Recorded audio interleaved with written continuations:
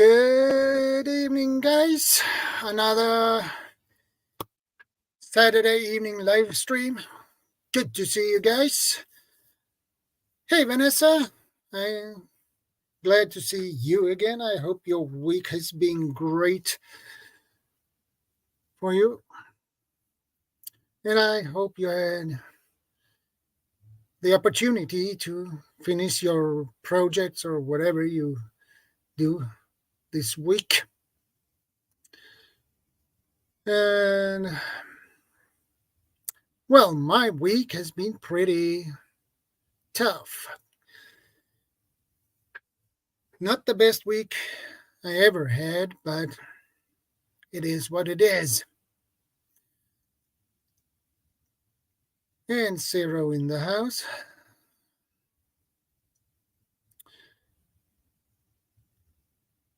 And we have one in the house now, which is nice. Hey, Uga, good to see you. How are you doing, CB? I hope your week has been great. My week has been pretty rough and tough and hectic.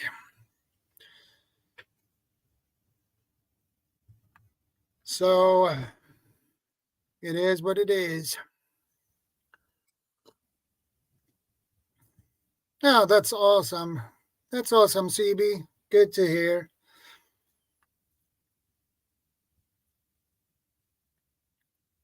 I hope you get things done, Uga.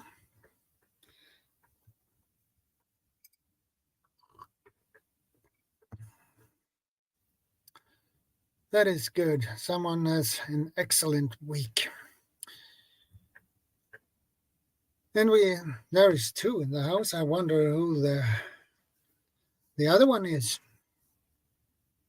Hey, CR, good to see you, brother. How are you doing? How has your week been, CR? I hope you had a great week.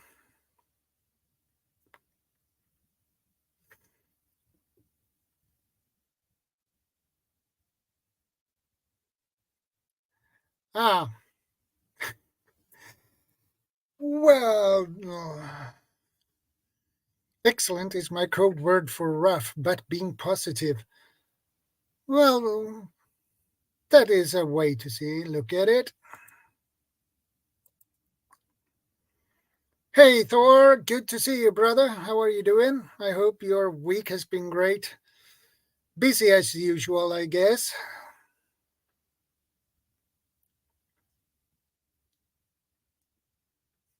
Okay, less cold, Seer.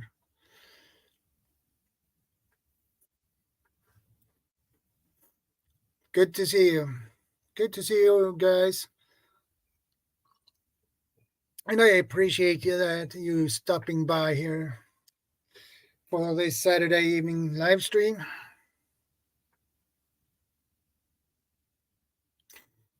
Exactly, Thor. Exactly. It's a difference between safe words and code words.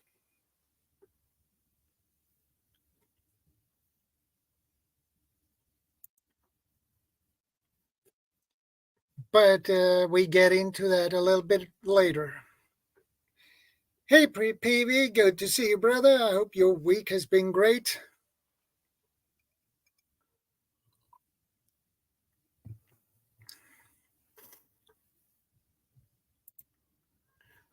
My son and I have always had a code word, alligator. That was his imaginary friend as a child. He is now 33. Well, some words are still sticking even today, even 33 years later. Hey, Halfwit, good to see you, brother. How are you doing? I hope your week has been great.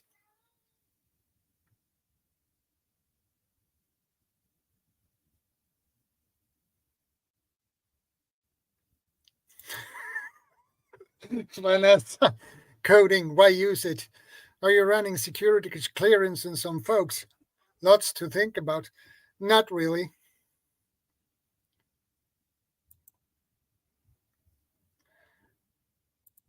A busy week for you too.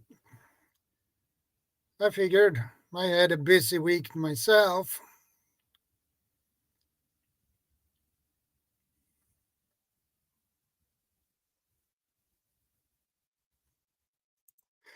I can agree with you about that one, CB.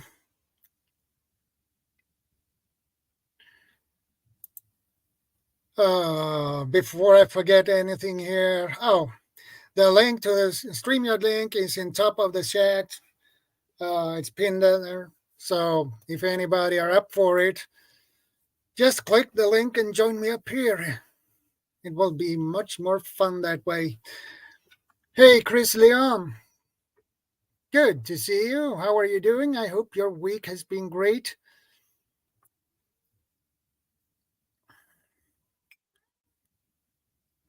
Mine has been pretty rough and tough and hard and exhausting, but it is what it is. Busy at work and other things that comes in my way that I have to put my attention to. Hey, PB, good to see you. So we'll do a sound check. Yeah, you are. I can hear you loud and clear. Good. How you doing? All right. Well, I'm pretty exhausted after this week, actually.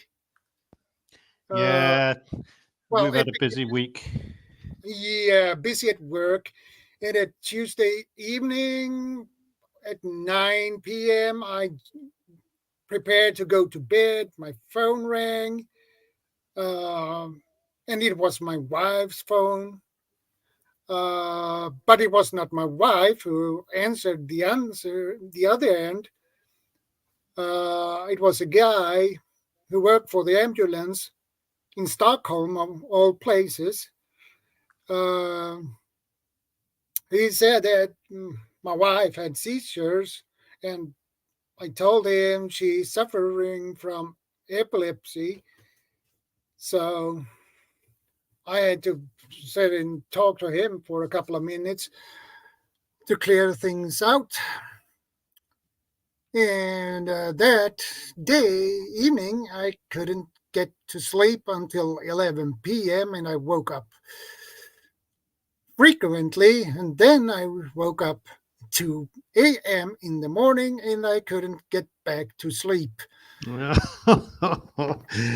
And I went to work, worked a half day, and when I got back home from work, I had my lunch, and when I finished my lunch, and I just began on my first cup of coffee after lunch at 12:30 p.m.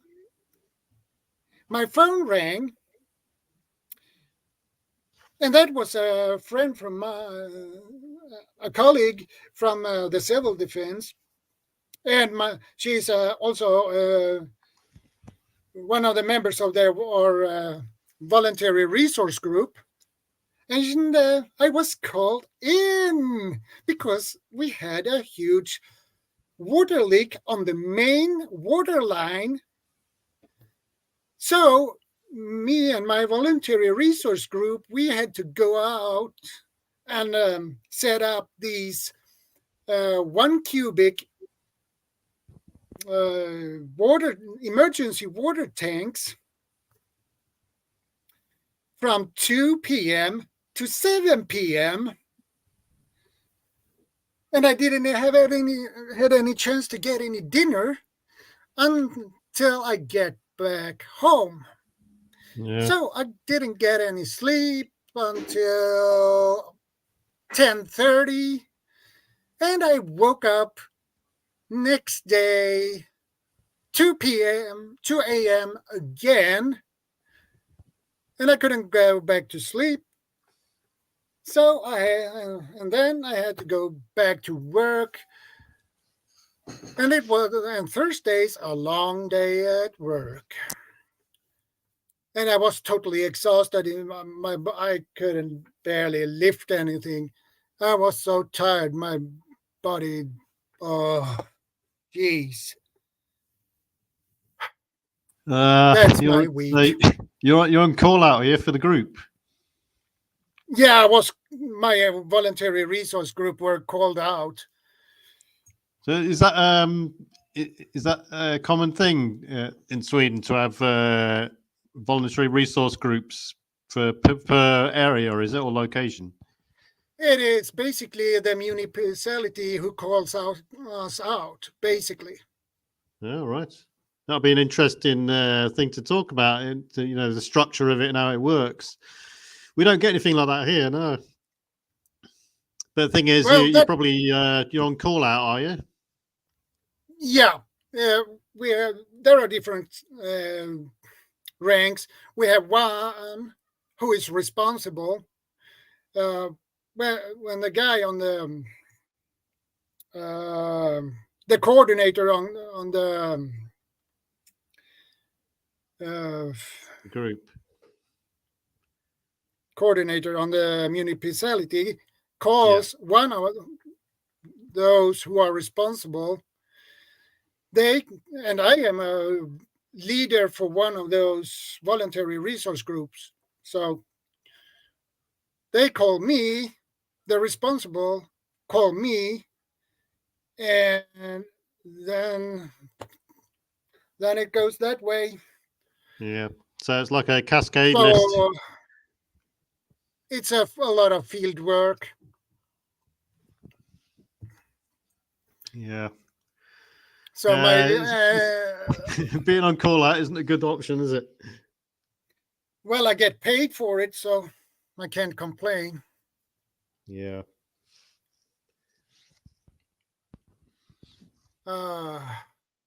Is that so? Was it a water tank? Is it a water line? You say?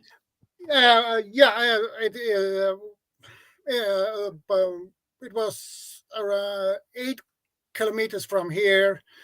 The main water line were a huge leak. So this is just a standard water line for the town, is it? Yeah. Right. Yeah. Exactly. So why don't the water company, the water company, not responsible for that, or is it an emergency line? No, that was not the emergency line. That was the main line. Yeah. So we have a company, MIVA, which is environmental and water company. They are responsible to take care of make sure that we have clean water, basically. So they called us out. Basically, they called the manager or the coordinator on the municipality who called us. Yeah. And I was called out with short notice. Yeah, we don't have anything like that here. With just any sort of infrastructure that gets damaged, it's down to the private provider to deal with it, unless it's part of the backbone system, and then the national grids or national water company or whoever it is will get involved there. Yeah, and 1 cubic is 1,000 liters, so that is 1 ton. Metric tons. Yeah. So that is pretty heavy. And if you those emergency water tanks, it's like a cubic shape, but inside that cube you have a plastic bladder, like a bag-in-box wine. You know, it's the same principle. Yeah. Yeah, good.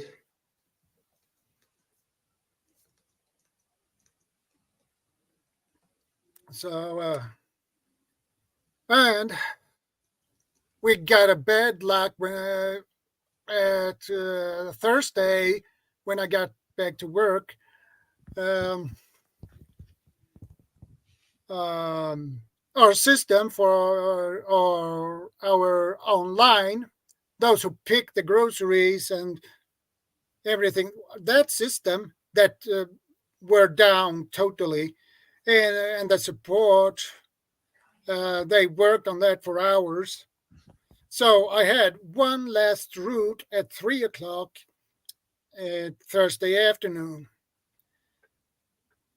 Yeah. but I Yeah. couldn't deliver that. So what happens when I can't do that? I get it on Friday morning instead. So I have to get all those. I had 5 stops on that route. So I had to, as soon as I got to work, I had to load the car and get them delivered. I was 1 hour behind the schedule. So my stress levels were basically on 150,000 RPM per second. It was it the other side of town, was it? Uh, that was the last route from Thursday, which I couldn't deliver, so it was moved to Friday morning. Hey, grumpy old guy. Good to see you, brother. So apart from Hey, that, you Terry had a good Lemon. week. No, a tough No? week. I thought it was the start of it, and it just went downhill from there. Yeah, and I'm worried about my wife uh, because she got the seizure on the Stockholm train station. Oh, right. So, but there were some security guards that noticed that she dropped, and they called the ambulance. Yeah, And from there, they called me. right. Yeah, precarious, especially in public. You don't know where you're going to be if that sort of thing occurs. Yeah. So So, so my wife will be back at home tomorrow, 10:40 no. p.m. So she's still in hospital. And now she got out of the hospital at Friday evening, Yeah, so she will. Her uncle and her aunt picked her up and took her to their home. yeah. So Right. See, they're holding the fort. yeah, so she will be back home tomorrow evening. Yeah. And I will be so happy when she get back home again. Well, yeah, I've taken it you've spoken to her and she's okay now. Hopefully everything should be all right. Yeah, I've spoken to her on the phone, so Yeah. I'm Yeah. happy with that. No, good. Yeah. So the weather's gradually getting colder here. We've had a first frost of the year. Well, first frost this winter Yeah, today. Yeah, all there's some hares knocking around the fields, and all the birds are coming out in the morning to feed and stuff like that. And it's gradually cooling down. Chopping loads of firewood this week. I've got loads of old second-hand timbers that I'm chopping up. You see, putting them in a big, yeah, huge bag for the winter, and then starting yeah, to think about getting the coal sorted out. yeah. I noticed one thing, PV. When I went to your channel, you had only 2 shorts on your channel. Where is Yeah, the yeah. rest of the videos? No, well, I'm still in the. I was just sorting some videos out, and I've tagged them all private for now. Okay, that explains everything. Yeah, but some of the videos I've had. So one of my videos has had 16,000 views so far. Seems to be going quite well. Yeah, It's one of my CBRN videos, but well, I'd like to do more, but it's not the type of video you can do in public, and you need the sort of area to do it in. So yeah.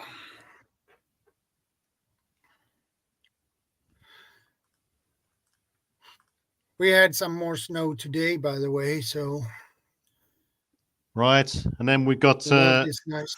been watching the situation in Iceland at the moment. They've got a volcano magma chamber developing, Yeah, which is starting to yeah, I distort the noticed. ground just southwest of Reykjavik.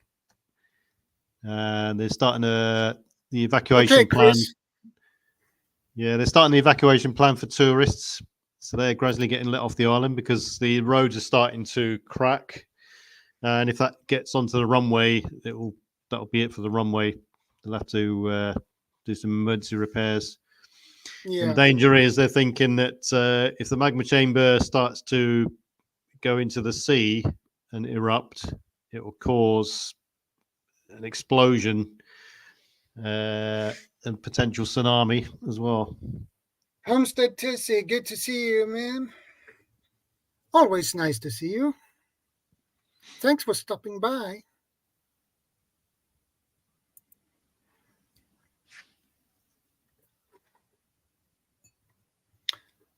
It looks like Thor's had some snow. We've had about an inch of snow on the ground for the last week or so. Oh, right. Yeah. So, is that late or early? And CR had some snow as well. Had snow and it melted.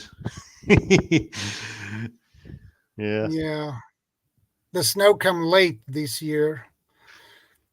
Right, for For you. some reason. Yeah. Normally, we usually have snow in October. Right. We may be getting some. It's very, very rare to get some sort of November, December here, but we normally get some in late January through to March, April time. It's not going to be much, if anything, here. Temperatures do plummet to about -10 at worst. That's worst case. It doesn't sound too drastic, but it's quite dangerous conditions if you're outside because in Britain it's very wet and windy. And when you're in those sort of, anything up to 5 degrees C with the amount of moisture in the air and the wind, it's really dangerous conditions, and it's dirty, muddy. It's everything gets clattered up with mud, and it's horrible. Terry in Circles, good to see you, man. How are you doing? It's not so bad in the when it gets to real cold weather because everything's it's still a clean environment to be in, but here it's just awful all the time.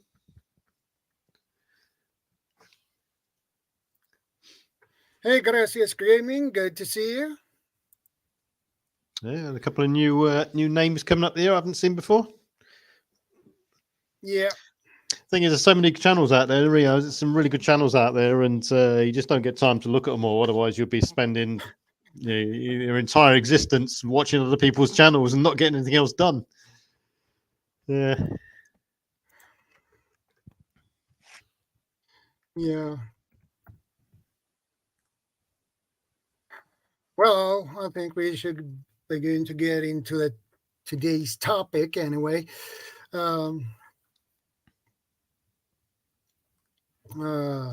Which is code words.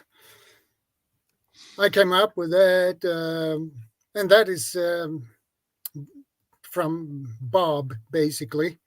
Bob from 942. Yeah, I watched a video of his, and he mentioned about code words, and that's why I came up with this. Yeah. Well, definitely good to have. And anyone out there who's in a group or part of a family or, with anyone should consider some sort of code word or substitution word or any sort of warning word or action or anything like that when they're out or amongst friends or wherever. Yeah, definitely. You don't even have to be a word either, does it? It can just be a look. You could look at, if you and your wife are out there, you could have a certain look at each other without even saying anything, or make a noise to each other, or Yeah, exactly. Gracias Gaming. What is your topic tonight? Well, tonight we're talking about code words. Yeah. Or, you could expand this into code actions as well. And the most famous code action I've ever seen is the Queen. The late Queen of England. She used to do something with her handbag, which was quite unique, which signified to her bodyguards, get me out of here. I've had enough, or whatever. Yeah, so Pit will look at that, Google that, the Queen's handbag message, and you'll know about that one there.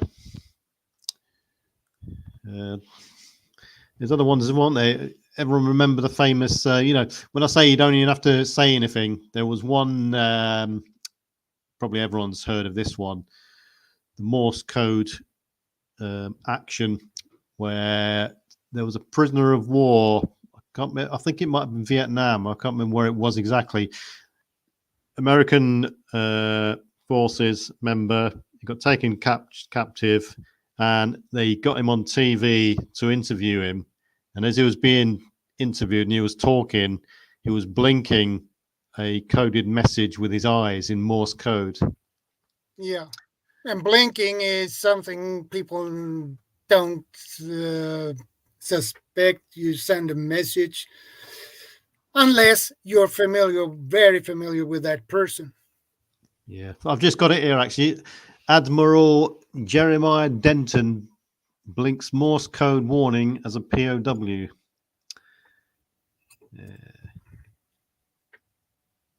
Yeah, he when he was being interviewed, he blinked the words torture in Morse code using his eyes. Yeah. That was as he was a Vietnamese prisoner of war.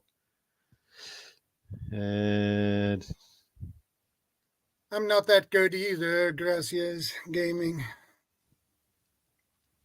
And CR's just done one there in Morse code.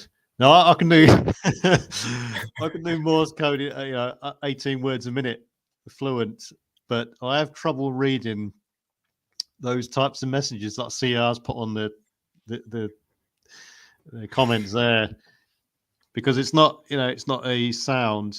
Because visually, Morse code, you can send Morse code by light, but it's restricted to about 12 words a minute is the sort of maximum speed. People write it down, but when they write it down like CR's done there, they don't really leave enough space in between the characters to distinguish what the characters are. So that says SHADO.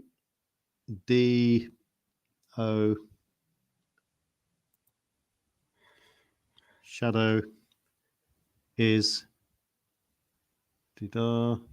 Shadow is a AWT. AWESOME. Shadow is awesome. That's what CR's saying. Yeah.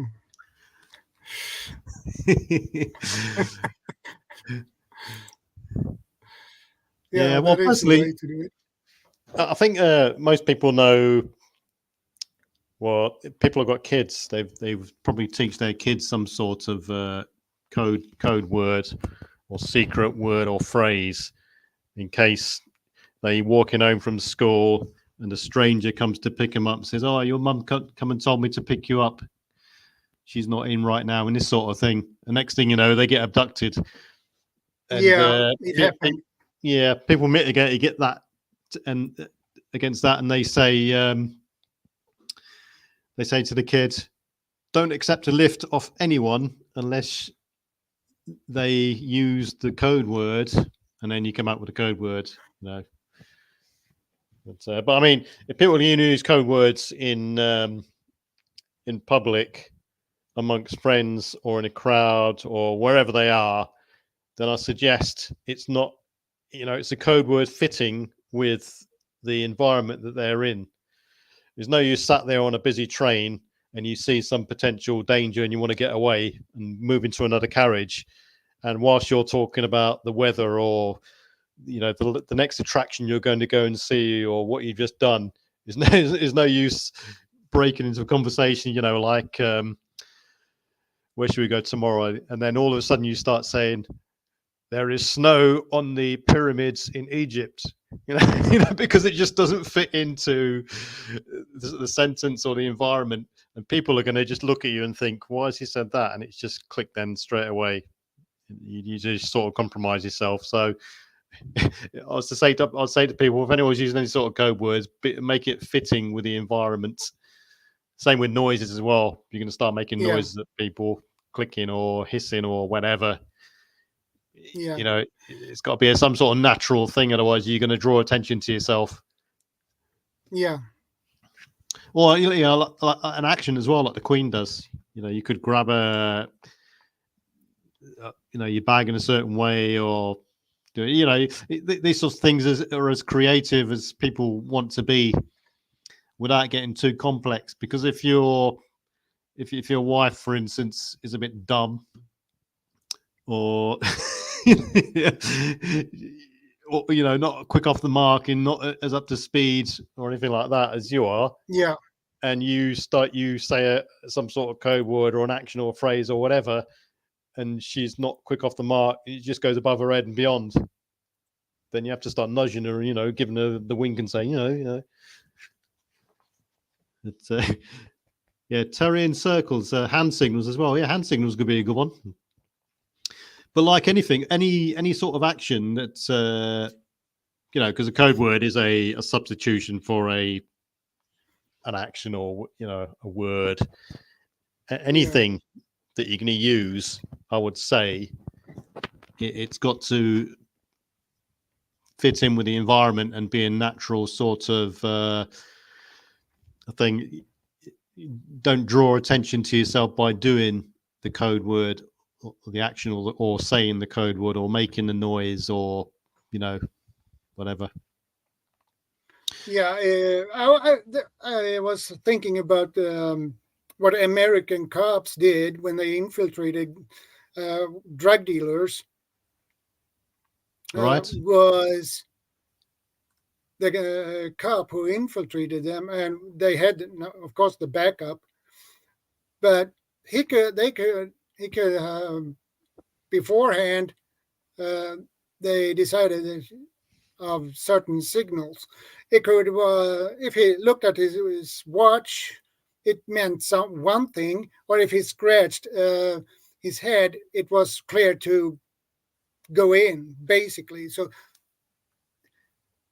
that is definitely, perfect signal. Sort of signal action. Terry in circles says, would screaming help do anything? Well, I mean, it depends on the actual threat. If you want to, if someone's targeting you and you want to draw attention to yourself, and you want other people to potentially intervene, then why not shout? Draw attention to yourself and get other people involved, especially if you're on your own. Yeah. Coach J. Franco, good to see you, and welcome to the stream, my friend.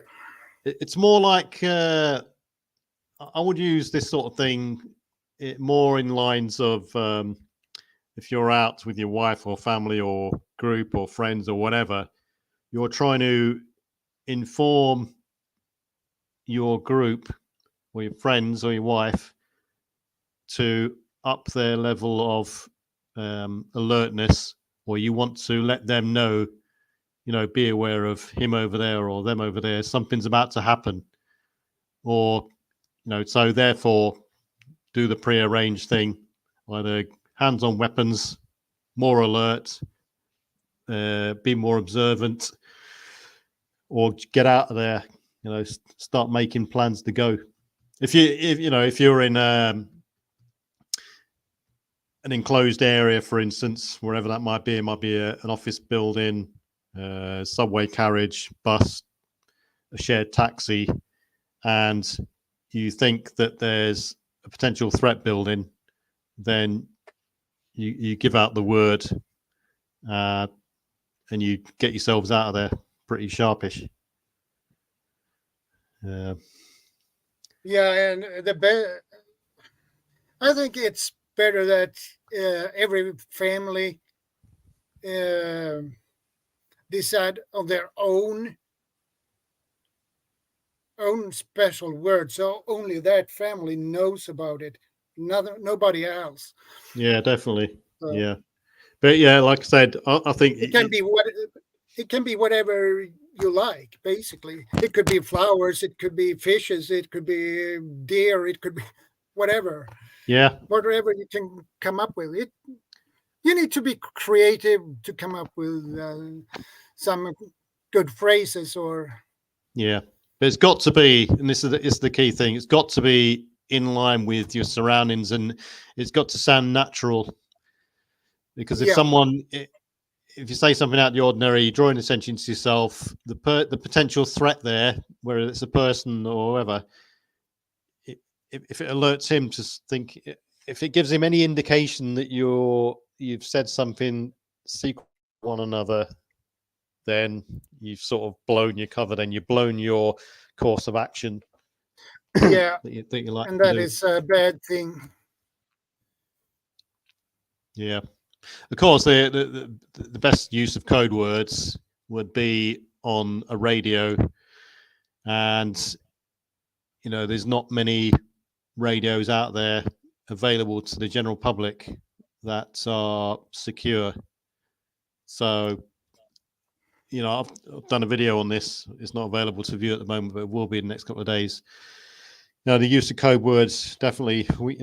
If you just grab a Bofeng, or use that Bofeng as an example because it's sort of the go-to radio that people envisage when they talk about preppers. And you're on a supply run somewhere, or you've got one on you, and you're talking to each other. The last thing you want to do is start talking names, locations, intentions, and all this sort of stuff. So definitely the use of prearranged words there. And of course, the big thing about code words is the more you use a code word, the easier it is for someone else to determine what it is. So repetition should be kept to a minimum, especially on the radio, because radios, they can be recorded and analyzed later on. And Yeah, exactly. yeah, substitution codes. But we're not really talking about real world sort of events there, unless it's an extreme sort of SHTF event. It could be like Katrina, for instance. In the aftermath of a big localized area, you want to go around. You could be looking for supplies. You could be looking for people who survived. Guarantee there will be other people on the unfriendly side listening to what you're saying, tracking your movements, and so on. That's the extreme sort of end of it. Yeah. Yeah. Is that Terry said the night guy? All right. All right. Yeah. If you look at my my avatar there, it's that avatar is a photograph that I took from the place in Britain. It's called the National Arboretum Memorial, and it's a big armed forces memorial garden in the centre of Britain. It's in a place called Alrewas, Alrewas, and in this place, it's a huge acreage plot. Is memorials to various regiments, corps, and sections of the Army, Navy, and Air Force. And that one there I took there was I took that photograph there of the Pegasus statue, which is the Parachute Regiment and Airborne Forces memorial statue in the National Memorial Arboretum. and it basically represents what my army career did. Basically, the airborne forces. So it's Bolerathon on Pegasus. So there we go.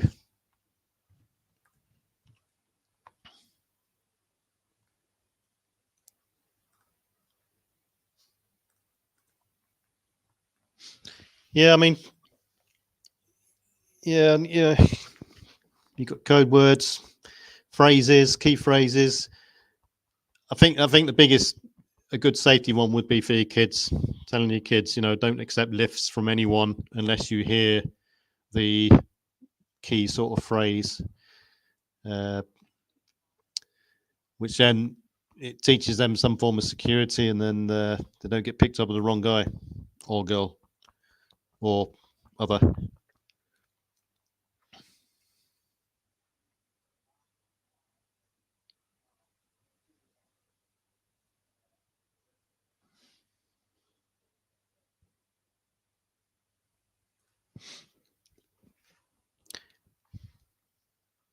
For kids, you could come up with something like if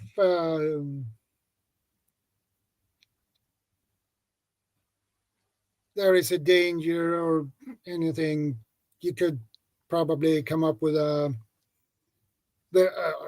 phrase that kids really understand. It can be Yeah. toy related, like their teddy bear, for an example. You can put a phrase like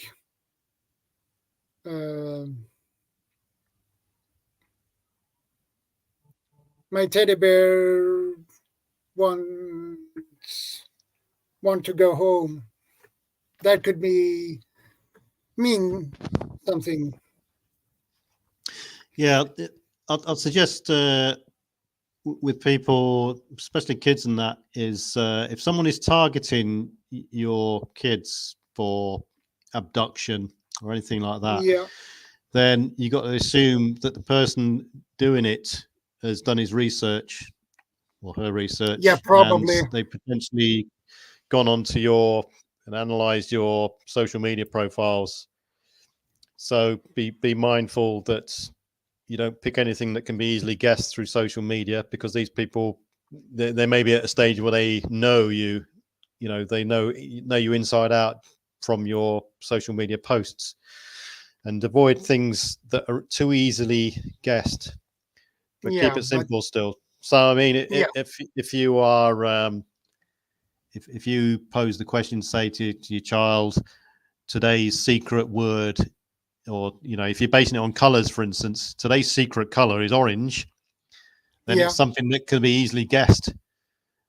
So avoid something that can be easily guessed, because if it's something like a color which has got 12 permutations, red, orange, yellow, green, blue, indigo, violet, that sort of thing, then your kid has then got a 1 in 12 chance of it being abducted, because the abductor is going to guess it right. So keep it simple for kids, but make sure it's a varied sort of choice. You could say, right, what was the first? It's back to the security questions like Google. I'll ask you, what's your first yeah. your first pet's name and that sort of thing. And as Bob says there, speaking another language is definitely a good Hey, thing to Bob. do. Yeah, the problem with that is if you're in an area and you speak another language and there are people who speak that language, you will be in a little bit of a trouble. Yeah, don't go to Mexico and start talking Spanish, thinking there's no one else. Or Yeah, or Sanskrit. yeah. I mean, there's quite a few countries out there which are they've got quite a few different languages within the country, especially some of the African countries. And Yeah. French is widely spoken, Portuguese is widely spoken, Spanish, English. So yeah, it got to be very. But yeah, other Okay, languages Terry. not many people are versed with. Hey, CR, good to see you. SCR. Hola. I mean, Canada's got a big French connection, isn't it? Oh, bonjour, everyone. Yes, we could go all the way. And Inuit Yeah, as Canada. well. Yeah, Canada has well, half of Canada speak English, and the other half is for speaking French. So Bob says learn Canadian. Well, you Inuit as well. That's a good one, isn't it? Do they speak a different language? or you could learn Porto-Greek, which is a combination of Portuguese and Greek. Porto-Greek. I never heard that one before. But In fact, that, there's a couple of villages in the hills of Greece, and we're talking about real small areas here, and they communicate to each other via a certain whistling language. But like I say, you got to keep it in context. If you just start whistling in amongst people that you're trying to conceal a sort of conversation with them, it's going to draw attention to yourselves, and people are going to start thinking, "Oh, why is he whistling? Oh, that sounds like a pattern, you know." So yeah, Mm-hmm. And people can pick up patterns. Yeah, everything's got its place, you know. Yeah, actions. Like I said, the Queen's got the Queen had a thing with a handbag. I was thinking about notes, musical notes. You could use that too, but that means you need to learn notes and the tones. Yep, and the person has to. You could type a message. You could type a message with notes, musical notes. Nobody. Well, if one certain note, it's what I mean by letter. One note. It's what I mean by context. You see. Yeah. I mean, if you're on a train and you've rehearsed this sort of note aspect or a sound, and you trying to mimic it on a train, you're going to be drawing attention to yourselves. It's got to be as natural as possible, you see. Yeah. So slipping something into a casual conversation, like, you know, if you are on a train, for instance, you could ask your missus, you know, what's for tea? Are we having sausage and beans again?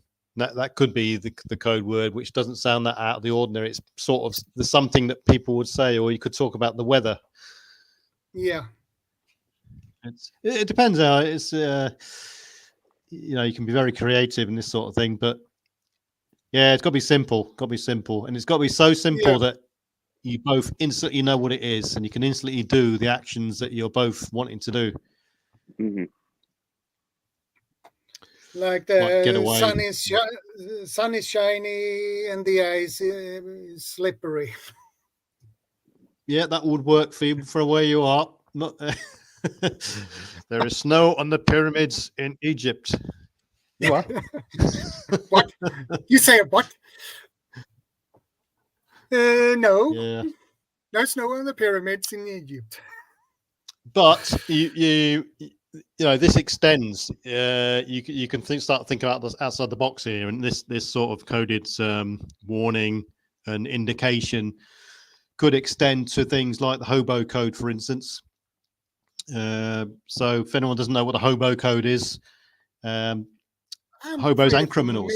Hobos.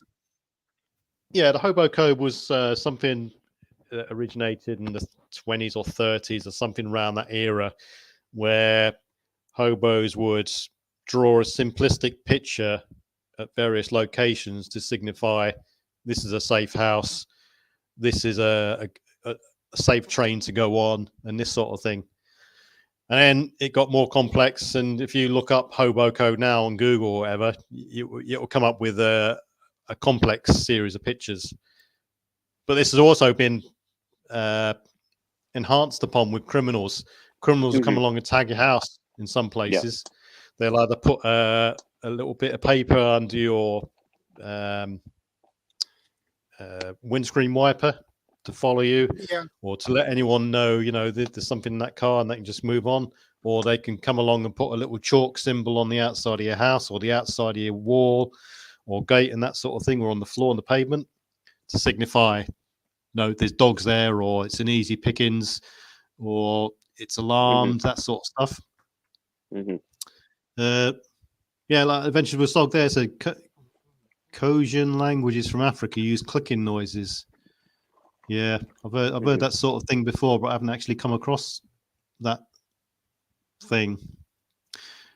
The strangest and funniest code I've ever heard was, and this is bizarre, it was hilarious when I first heard it, was Africans in West Africa using Morse code on the radio, but they weren't sending Morse code by Morse code as you'd think, dits and dars, dots and dashes.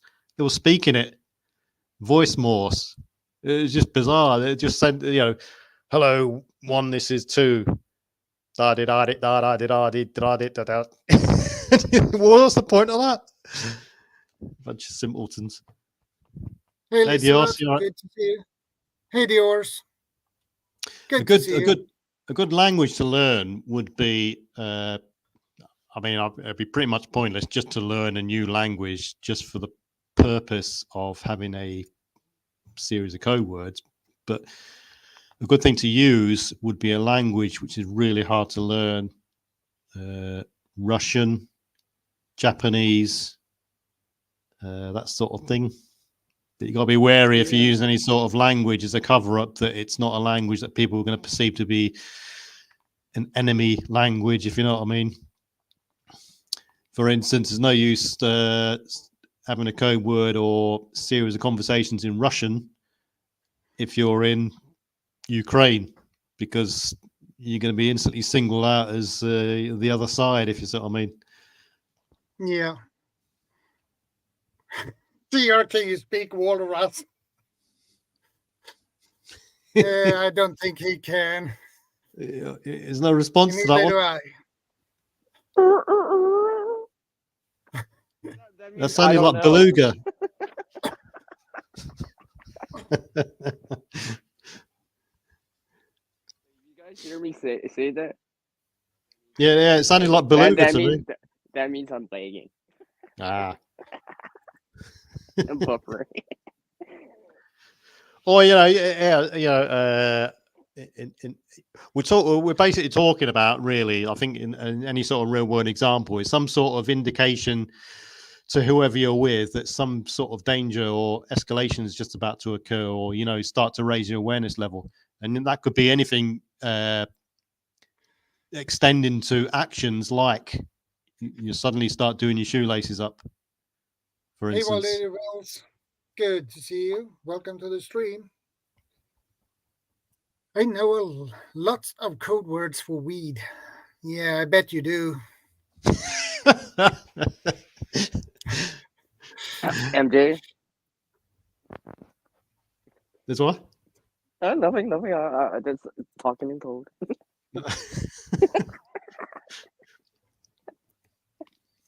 Yeah, so you got the the hobo code, the burglar code. You could start. You could leave things in your window, for instance. If you're in any sort of neighborhood watch or neighborhood security group, you could have a pre-arranged action that says, I'm in danger. I'm being held captive, or something's about to happen. There's intruders. Whatever the threat is, the action could be you'll leave a certain item in the window, for instance. Could be as simplistic as that.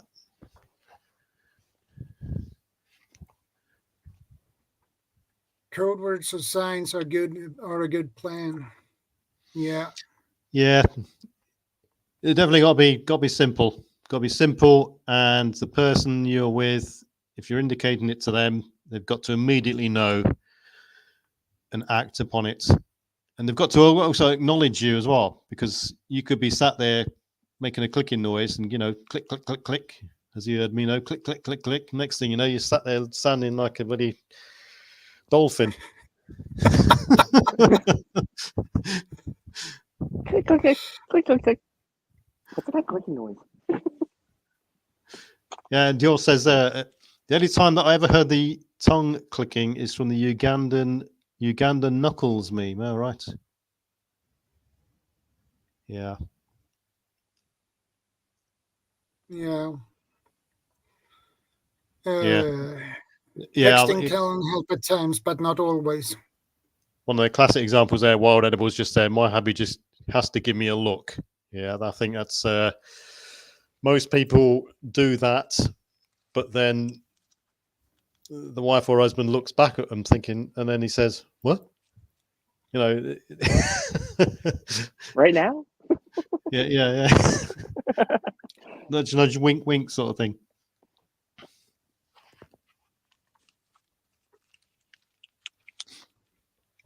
You can also have, you could also have a series of indications or codes or actions that will sort of take you from DEFCON 1 to DEFCON 3, or vice versa, depending on which one you think's.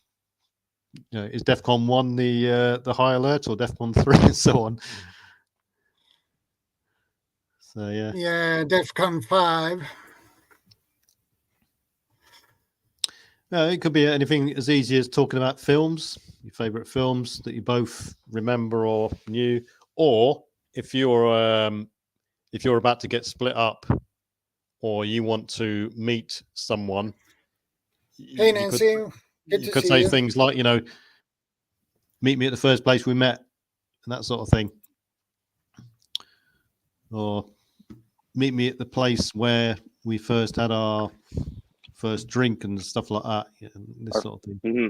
Yes, those things are more personalized things. So yeah, it's much harder for someone else to code that. Stuff they probably won't have that intel. Yeah, definitely. Stuff that's definitely unique to the person you're talking to.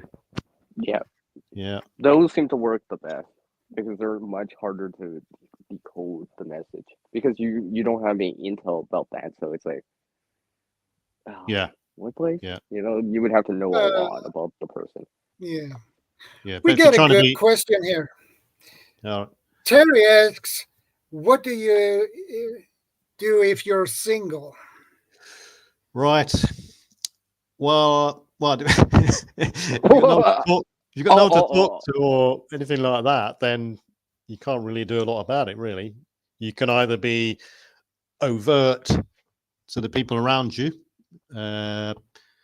things like someone said earlier, start shouting and screaming, or in a public area, or use some sort of alarm or rape alarm or something like that to draw attention.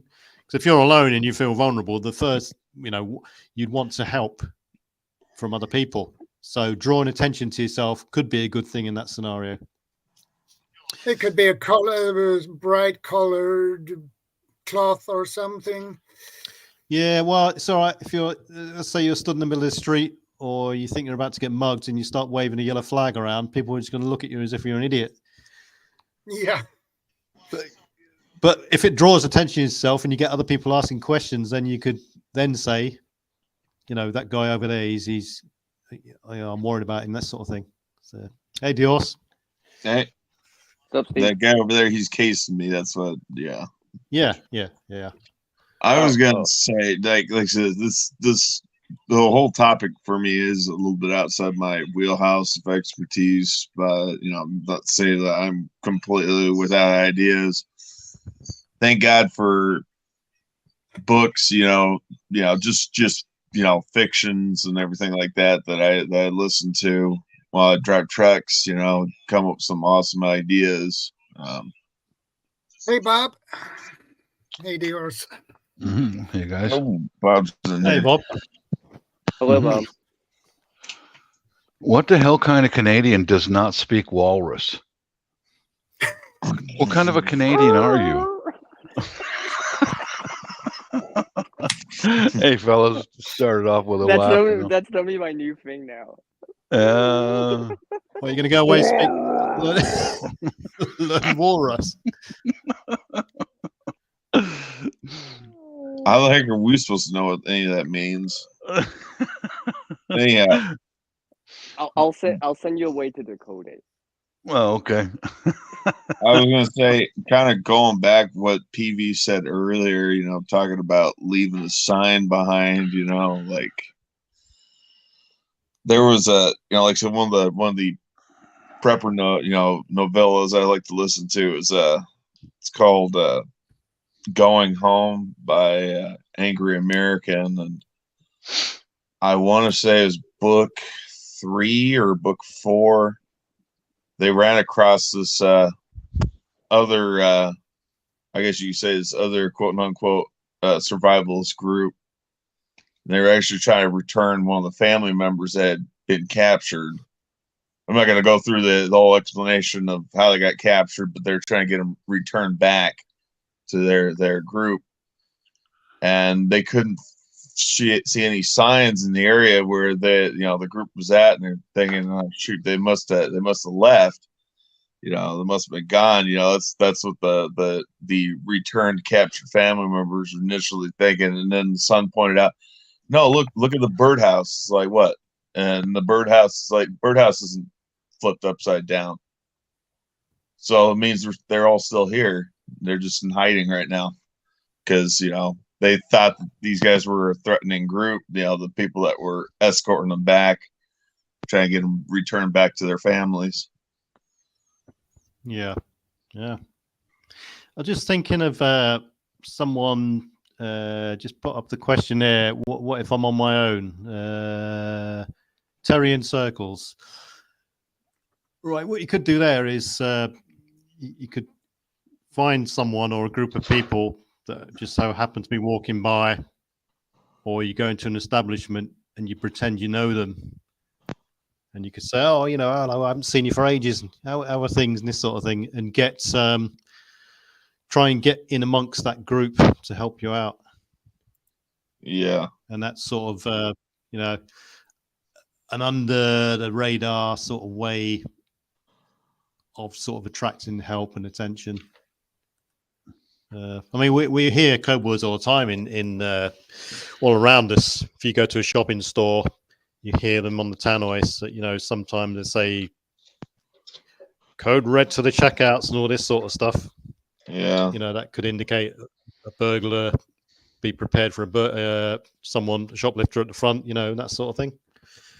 Yeah, we had an incident at the neighborhood fire pit on Halloween, and our backs were to the road, my wife and mine, and one of the women in the group around the fire pit sat up and said, "That's strange." And it was like 5 teenagers, older teenagers, trick-or-treating. And as soon as I saw her sit up and look, I looked at my wife and I said, 9? She said, yeah. And she shook her head yes, and then she told me, that means don't say anything to anybody. Shut your mouth. Quick, like that, And So it was Bob, already communicated. Yeah, go ahead. Were they? How far away were they when you started to sort of talk to each other? Then were they in earshot of you? Yes, my wife was right next to me, sitting in a lawn chair. Right. I just said 9, and I said it in a normal tone of voice so that nobody really paid attention. Yeah. That's the key thing. That is, I think. Mm-hmm. It's a good thing you didn't say 357, because I think that would have been a little bit more of a giveaway. Yeah, pretty much. Yeah. Hey, hon, you got your 44 mag on you? Yeah. Yeah, I think definitely that's the key thing. That is to say it not in a way that it's not out of the ordinary. Otherwise, people will start drawing attention to you. All I did for me was I just reached in my pocket and I opened up a lock blade knife and kept it in my hand.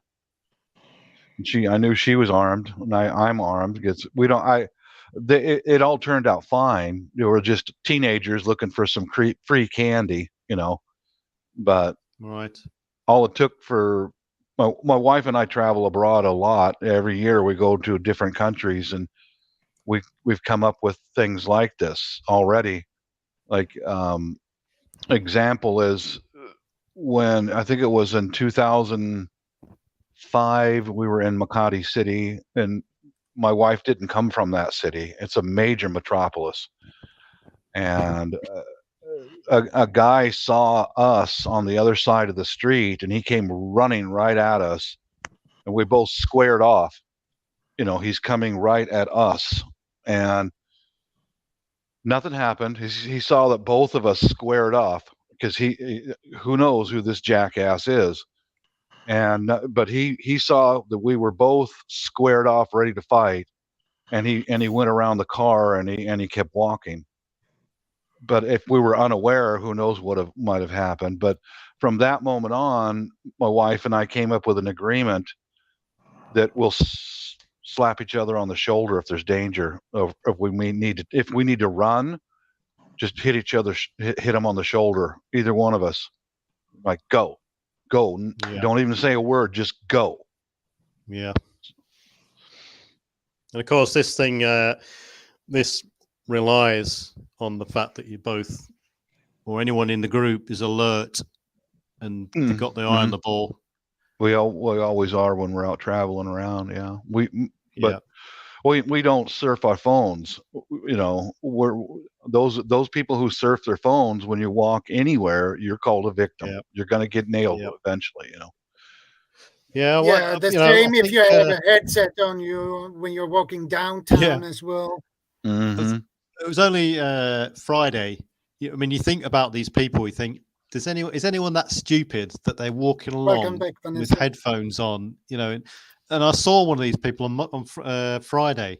It was this young lad. There was nothing to him. Walking in a dodgy area, big headphones on, and he was just looking at his phone, walking along. It's beyond belief. Asking for it. Yeah. Next thing you know, he's been jumped, and who would have thought it happened?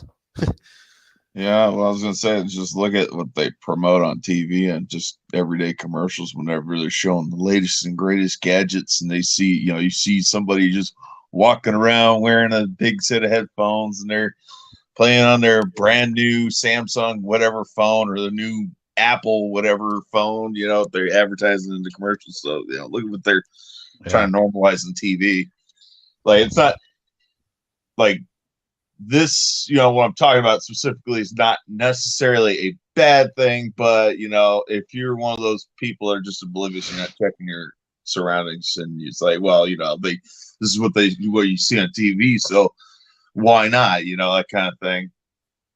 Yeah, I mean, I know there's a lot of youngsters out there who are having a tough time, and there's various stresses and strains put on them from home, education, the latest exam coming up, girlfriends, whatever it is. But they've got to realize that in this day and age, the consequences of switching off and walking down the road like a zombie are just, Yeah.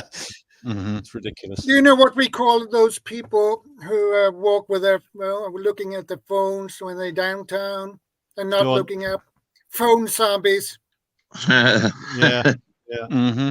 And the problem is, here in Sweden, I can see those who are elder, who has big headphones, headsets on that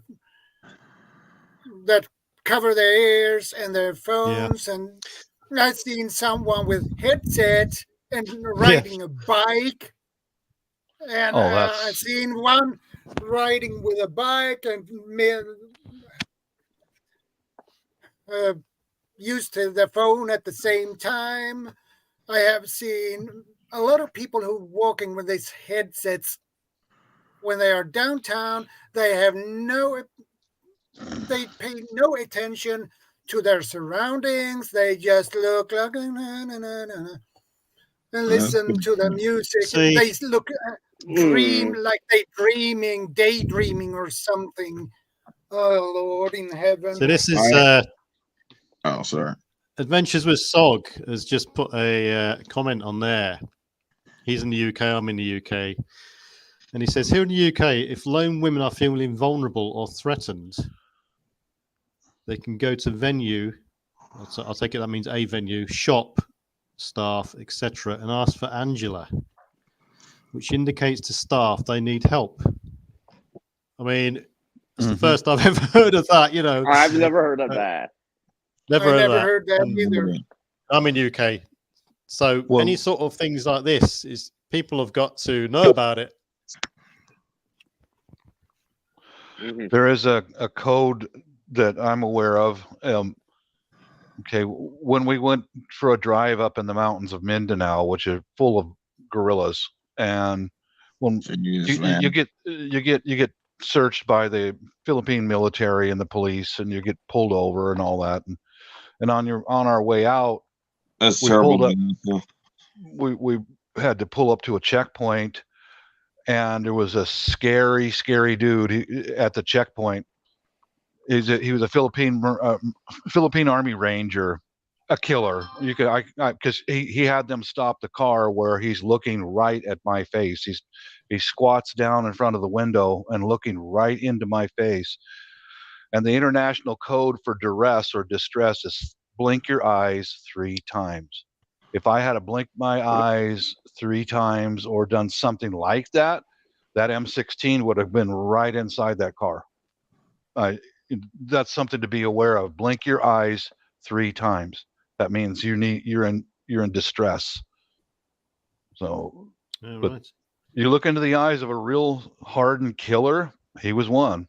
He was right there with an M16. Oh shit, buddy! Hey! Nice day. How are you doing, officer? Sorry, officer, I don't speak fucking walrus, but no, blink. That's another one. Just like PV said. What was the word that you guys use over there, PV? Well, Adventures with Sog says it's the word Angela, but Angela, I've never heard of it personally. Neither have I. It might be something that they're telling people nowadays at universities and stuff like that, but no, I've never heard of that. I was going to go back to the whole walk around headphones thing. I will say this much about some of these headsets and some of these like wireless Bluetooth earbuds. They actually, some of them got like this passive mode that you can put on them.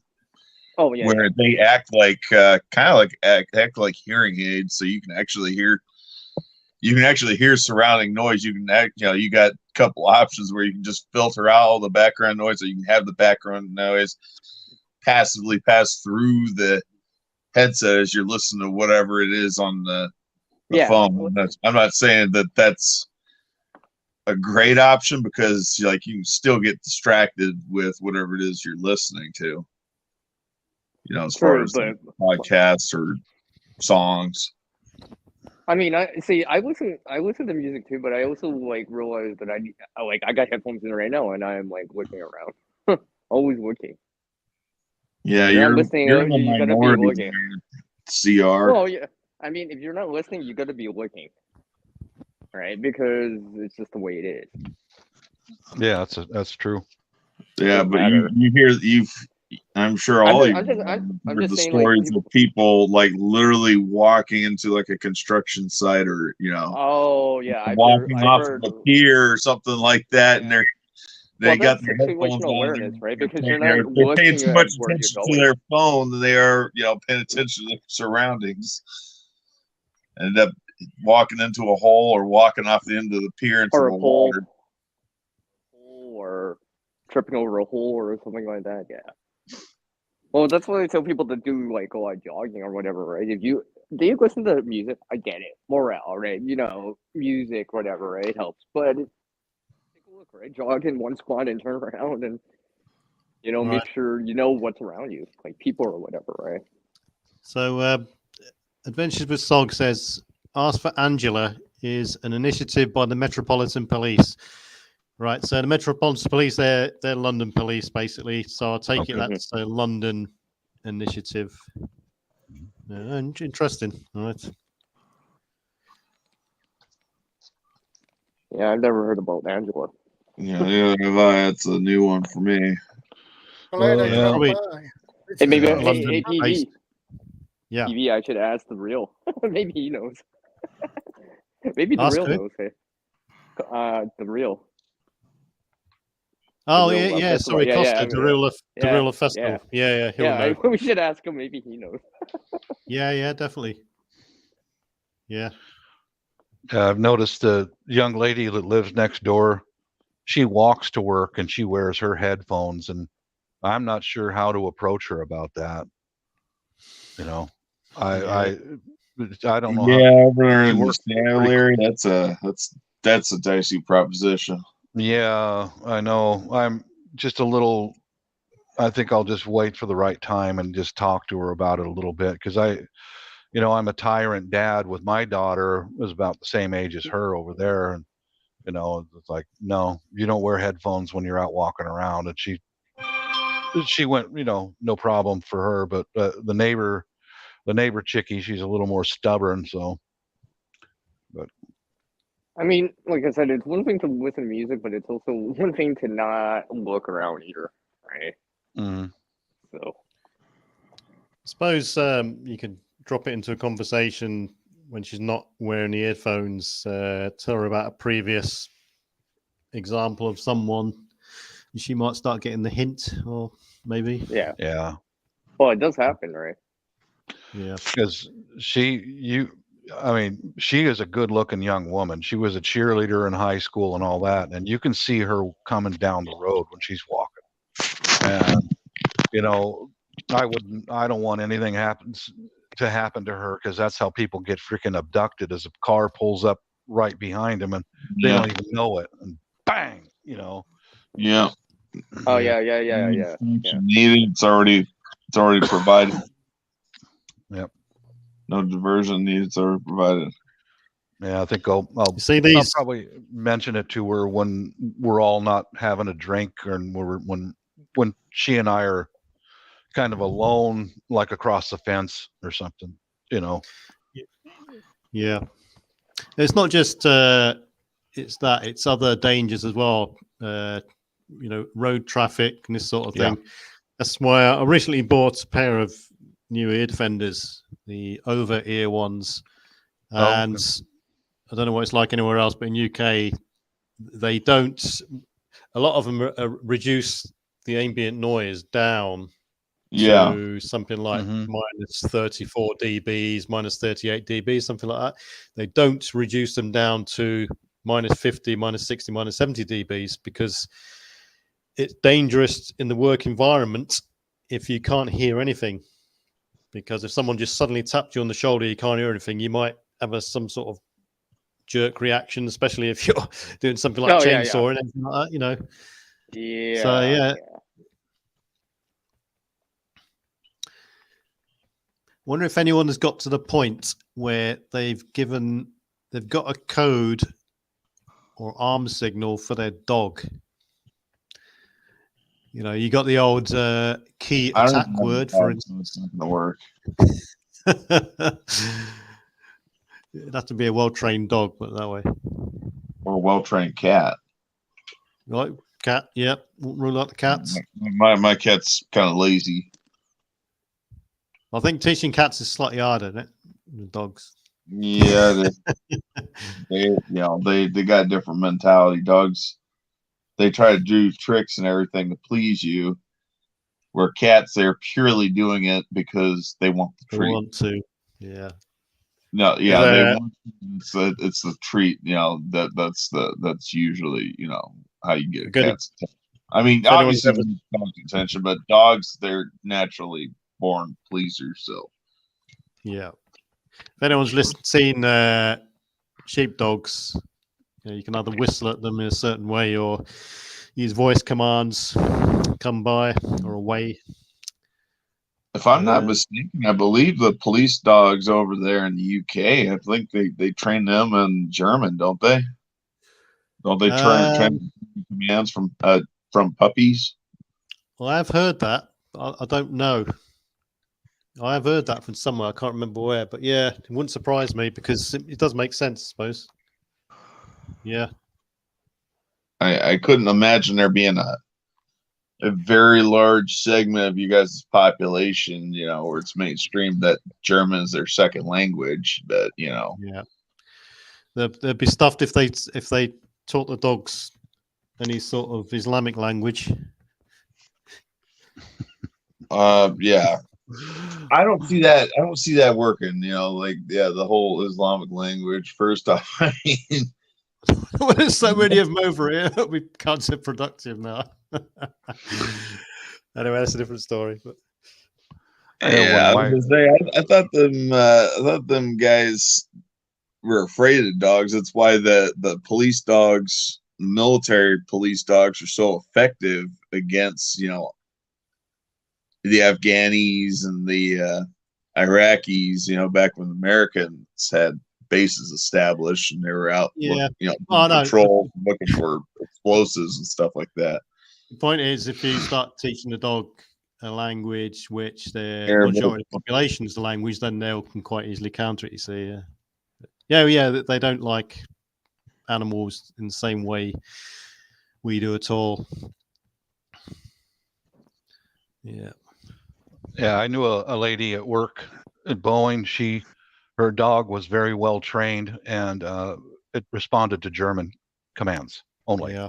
Only German, Right? And nothing in English. Well, those were like the attack words or protect or whatever they were. They were all in German. She made sure of that. Yeah. Just don't start teaching each other code words if you got a parrot. That's what I'd say. The source of many compromise. What, like an attack parrot? No, I mean commando parrot. Commando parrot. Oh my God.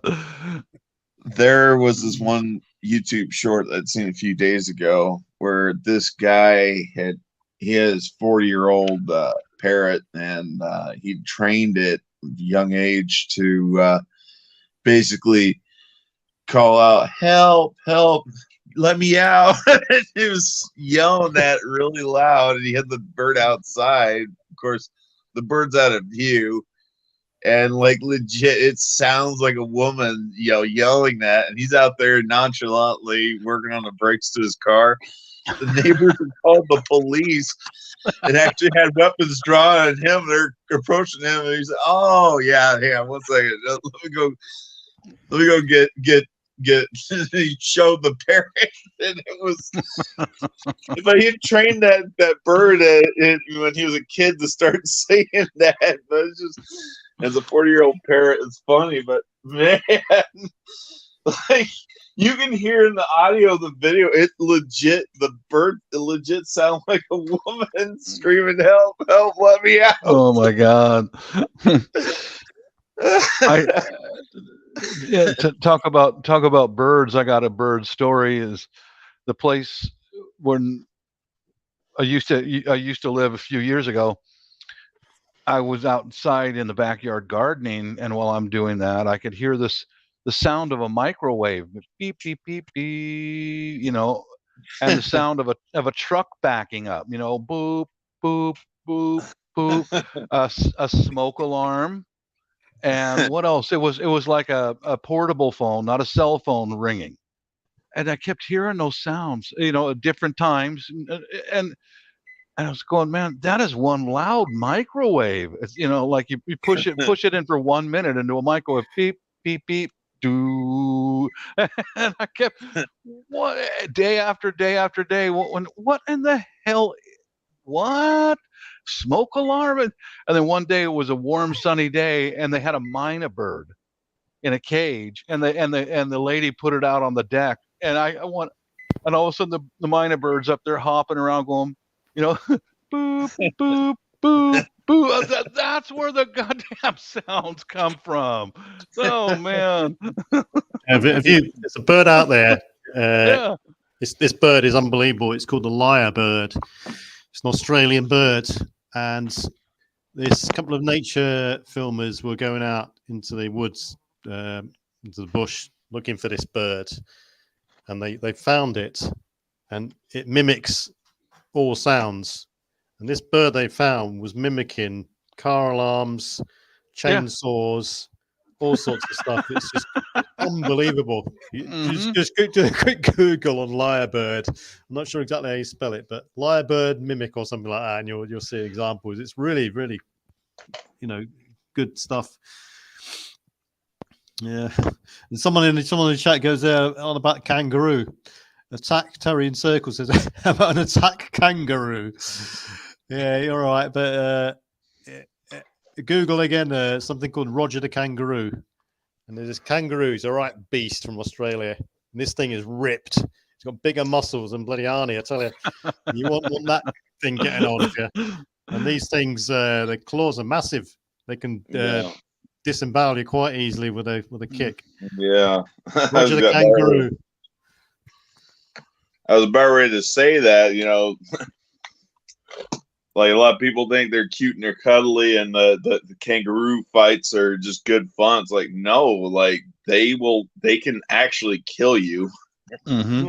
Yeah. Well, there's one thing when they're like little joeys. It's an entirely different thing when they're full grown adults. Oh, yeah. It's the same with the koala bear. I think a guy here on YouTube, Radio Jonesy, told me about those. They said, no, don't get near them. Do not get near them. They will attack you. And wife and I were watching YouTube the other day, and here we go. Here's a koala bear attacking a little kid. Yeah. It comes right out of a tree and just went right after this little Chinese kid and ripped him up, man. Tore him. Yeah. So stay away from those things too. Yeah. Well, everything in Australia is out to get you, isn't it? Yeah. Seems the top 10 deadliest snakes in the world. The biggest bloody saltwater crocodiles. All the kangaroos and bloody all sorts of things. Oh, don't forget about the outback. Yeah, and the spiders. Yeah, scorpions. Don't forget about those dingo packs, that steal babies. Well, I mean, I'm sorry. That's bad. Mm-hmm. Totally different. The dingo took my baby.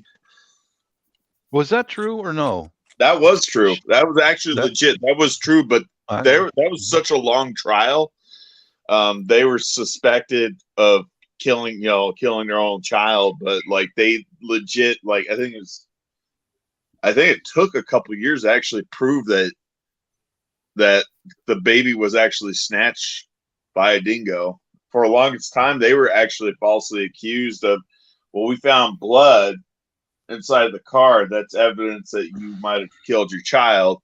And they ended up retesting the quote unquote blood sample they pulled from the car, and it's actually a red insulating material that was like naturally going to be found in that car anyway. Wow. It's like carpet fibers or something, like I can't remember, but like that's what the court was trying to pin on them. That was the last I heard. There's some documentaries on that, and like heck, actually Meryl Streep was actually in a movie where they actually reenacted everything. Yeah. Everything that happened. I'd like to watch that movie myself. So. Well, apparently Terry doesn't want to go to Australia now. Yeah, no, every time I think about the Australian outback, I think about how just about everything over there is trying to kill you. And the desert itself will kill you, Yeah. Well, it's a cry in the park. It's kind of like being out by one buddy's house over here in Texas, different part of Texas, lower elevation. So like the environment's a little bit different. And I swear to God, like the thorns, the snakes, the spiders, the cactus, the extreme heat, like more extreme than what I deal with over here. I swear to God, I was telling somebody, yeah, like it's like living in Australia right now. Everything's trying to kill you. Yeah, like they say, the plants. There's a plant over there called the Jimpy tree, and it's the most painful plant in the world for a sting. And what it does is, if you brush against it like a bit like a stinging nettle, the fibers will penetrate your skin, But what they do is they stay in your skin for months to years, and Oh. they Ugh. leave your nerve endings exposed to the air. Oh, the pain- lovely. Ugh. The pain man. can last years, and it's horrendous. It's the God, most it sounds horrendous pain. like extreme fun, man. Yeah.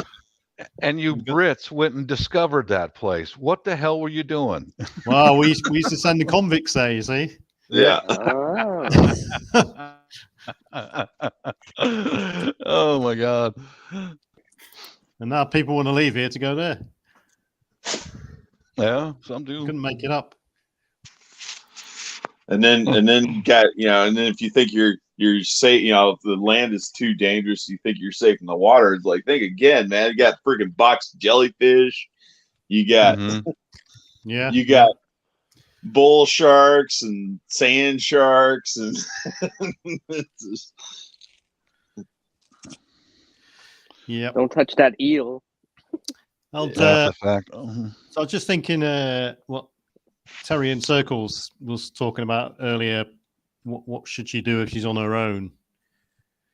And I was thinking, you can still use some sort of code word or key phrase. If you ring up a friend, if you're with someone and you're not sure about them or you think they're going to get violent, you could ring up a friend and give the code word over the phone to a friend so they can call the police or come and get you. A real simple thing to do in that case is when you call someone and you know who they are. Yeah. So you call your mom and say, "Hi, Aunt Megan." What? And your mom's gonna, "What, honey? Are you okay?" No. Right. Yeah. Bingo, right there. Mhm. Yeah, that's a good one. Yeah, definitely. Any form of backup, and it's a good thing. Hmm. I mean, it could be as simple as saying, I feel like having an orange, for example, an orange could simulate like warning, like something like that, right? And no one would really be aware of that. Yeah, well, as long as as long as I just made that up. I think these Yeah. things. Well, yeah, but I think these things have got to be prearranged because of course. if it's sort of early evening, late at night, or whatever, and you ring someone up and come out with some sort of statement out of the blue, they could think, "Are you drunk?" yeah. Right. Hey, he's drunk again. They'll hang up. Yeah. So, Yeah. you got to talk to these people beforehand, I think. Yeah, communicate is a very, very, very important. Very important. Well, yeah, this is whole communication, right? It goes Mhm. both ways. Both parties It's have to know what's going on. I think if you got to form a complete solution of event actions, starting from assessing the situation before you go out, where you're going to go to, who you're going to go with, Letting people and- know that you went out. yeah, all that sort of thing. Being aware when you're out, not drinking too much, or making sure someone in your group isn't drinking, so they can Mhm. look after you all and get you a taxi and Well, that sort of yeah. stuff. Someone's Basically watching your saying six. somebody is a designated watcher in the group when you're Yeah, Yeah. yeah. Someone's watching your six, right? Yeah, we call that a babysitter. There's Mhm. right. We call it Shark Watch. Shark watch. Okay. Okay. Mhm. Yeah. Listen to me. Okay. Yeah, we're the young lads in the army. We always tell them, you're on Shark Watch this weekend. So he's the one not drinking, and he ends all the rest of them get beaten up, and he doesn't. You gotta be responsible tonight. Or you end up in a scenario like Sarah Connor, and I think someone's following me. So the police say you go to a bar, keep in the lights, keep in public, and that sort of thing. Yeah. Yep. Yeah. I mean, these things people might think, oh yeah, simplistic. Oh, people expecting you to come out with answers, like an elaborate sort of secret agent tactics. But the more basic you can keep it and simple you can keep it, and these sort of things work because they've been proven in the past. There's no secrets behind any of this stuff. It's thinking, clarity of thought under stress, and that sort of thing, and not succumbing to any sort of panic attack will help you on your way. Well, yeah, Definitely. because you're planning this in advance, so you're proactive about it too. You're not just reacting on the spot. You have something Yeah. you can use right away. Yeah. Then again, don't delay it so much that the threat is gone so far that you're beyond the point of inaction. Yeah.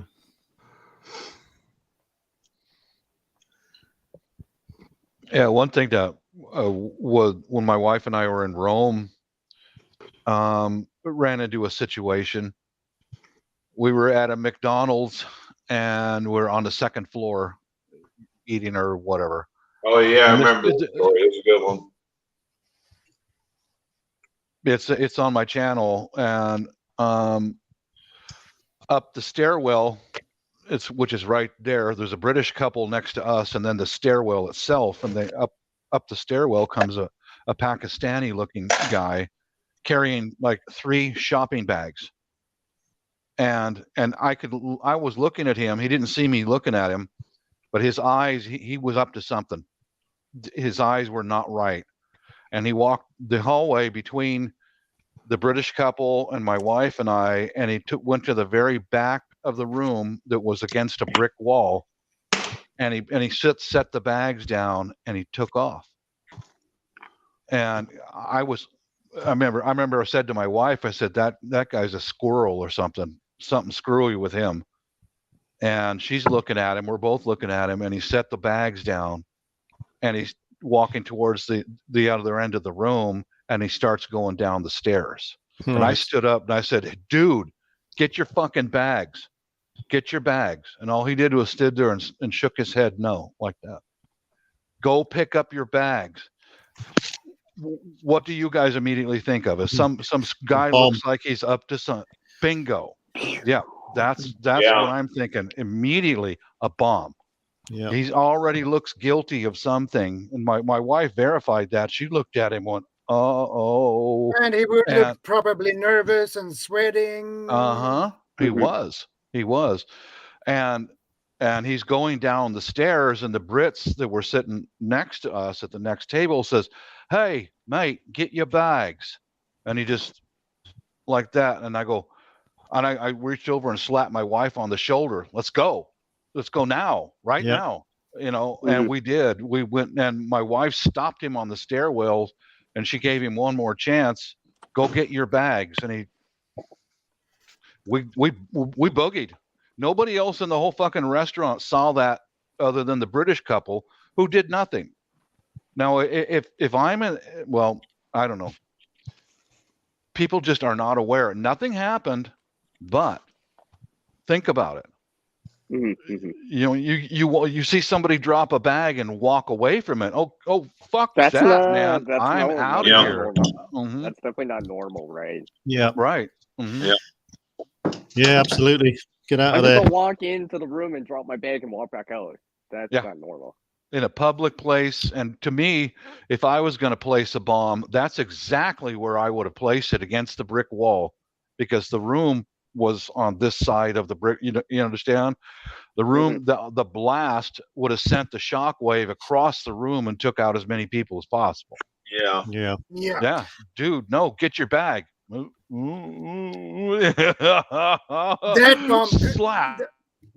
That bomb could probably really be remote controlled. Yeah, remote controlled, or it could be on a timer. Yeah, probably the best thing to do is, like as Bob said there, call the guy back, and if he doesn't respond, then tell everyone else to get out, have a quick look, leave, and on your way out, tell one of the staff there's a potential unattended bag up there with something Why dodgy did in this it. guy just leave this bag and he's walking out? Yeah, people in the restaurant clear, could hear right? me. Just make it, Could hear me. He just left his bags. Get out. Everybody else was inside. Well, yeah, I would like a bunch of freaking cows. Like, you're lost. Go. I would draw attention to that because, like I said, it could be that could have been the time. This is the sort of thing that people in the 80s, 90s during the IRA threat were always on the lookout for.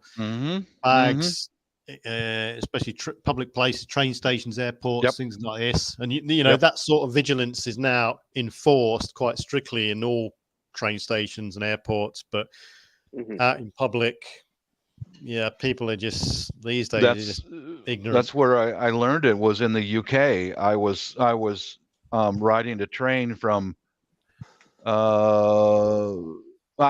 what I used to like to do is just get a day pass train pass for the day in England, ride to the next village, jump off, and go walk around to see where the English people live, not the tourist shit, but how everyone day lived. And I had done some shopping in one small town, and then I got on the train, went to the next one, and I got off the train, and beautiful little village. Walked in, and now I got to piss, and I want to get something to eat. So I walked into a pub, and I said, "Where's your water closet?" And I'm speaking in a foreign accent, holding bags. Right? Now, I never thought of this, and the bartender pointed that way, and it said WC water closet. And I dropped my bags, and I was going to the water closet. You should have seen everybody in that bar jaw drop wide open. All eyes were on me. Especially if you had an Irish accent.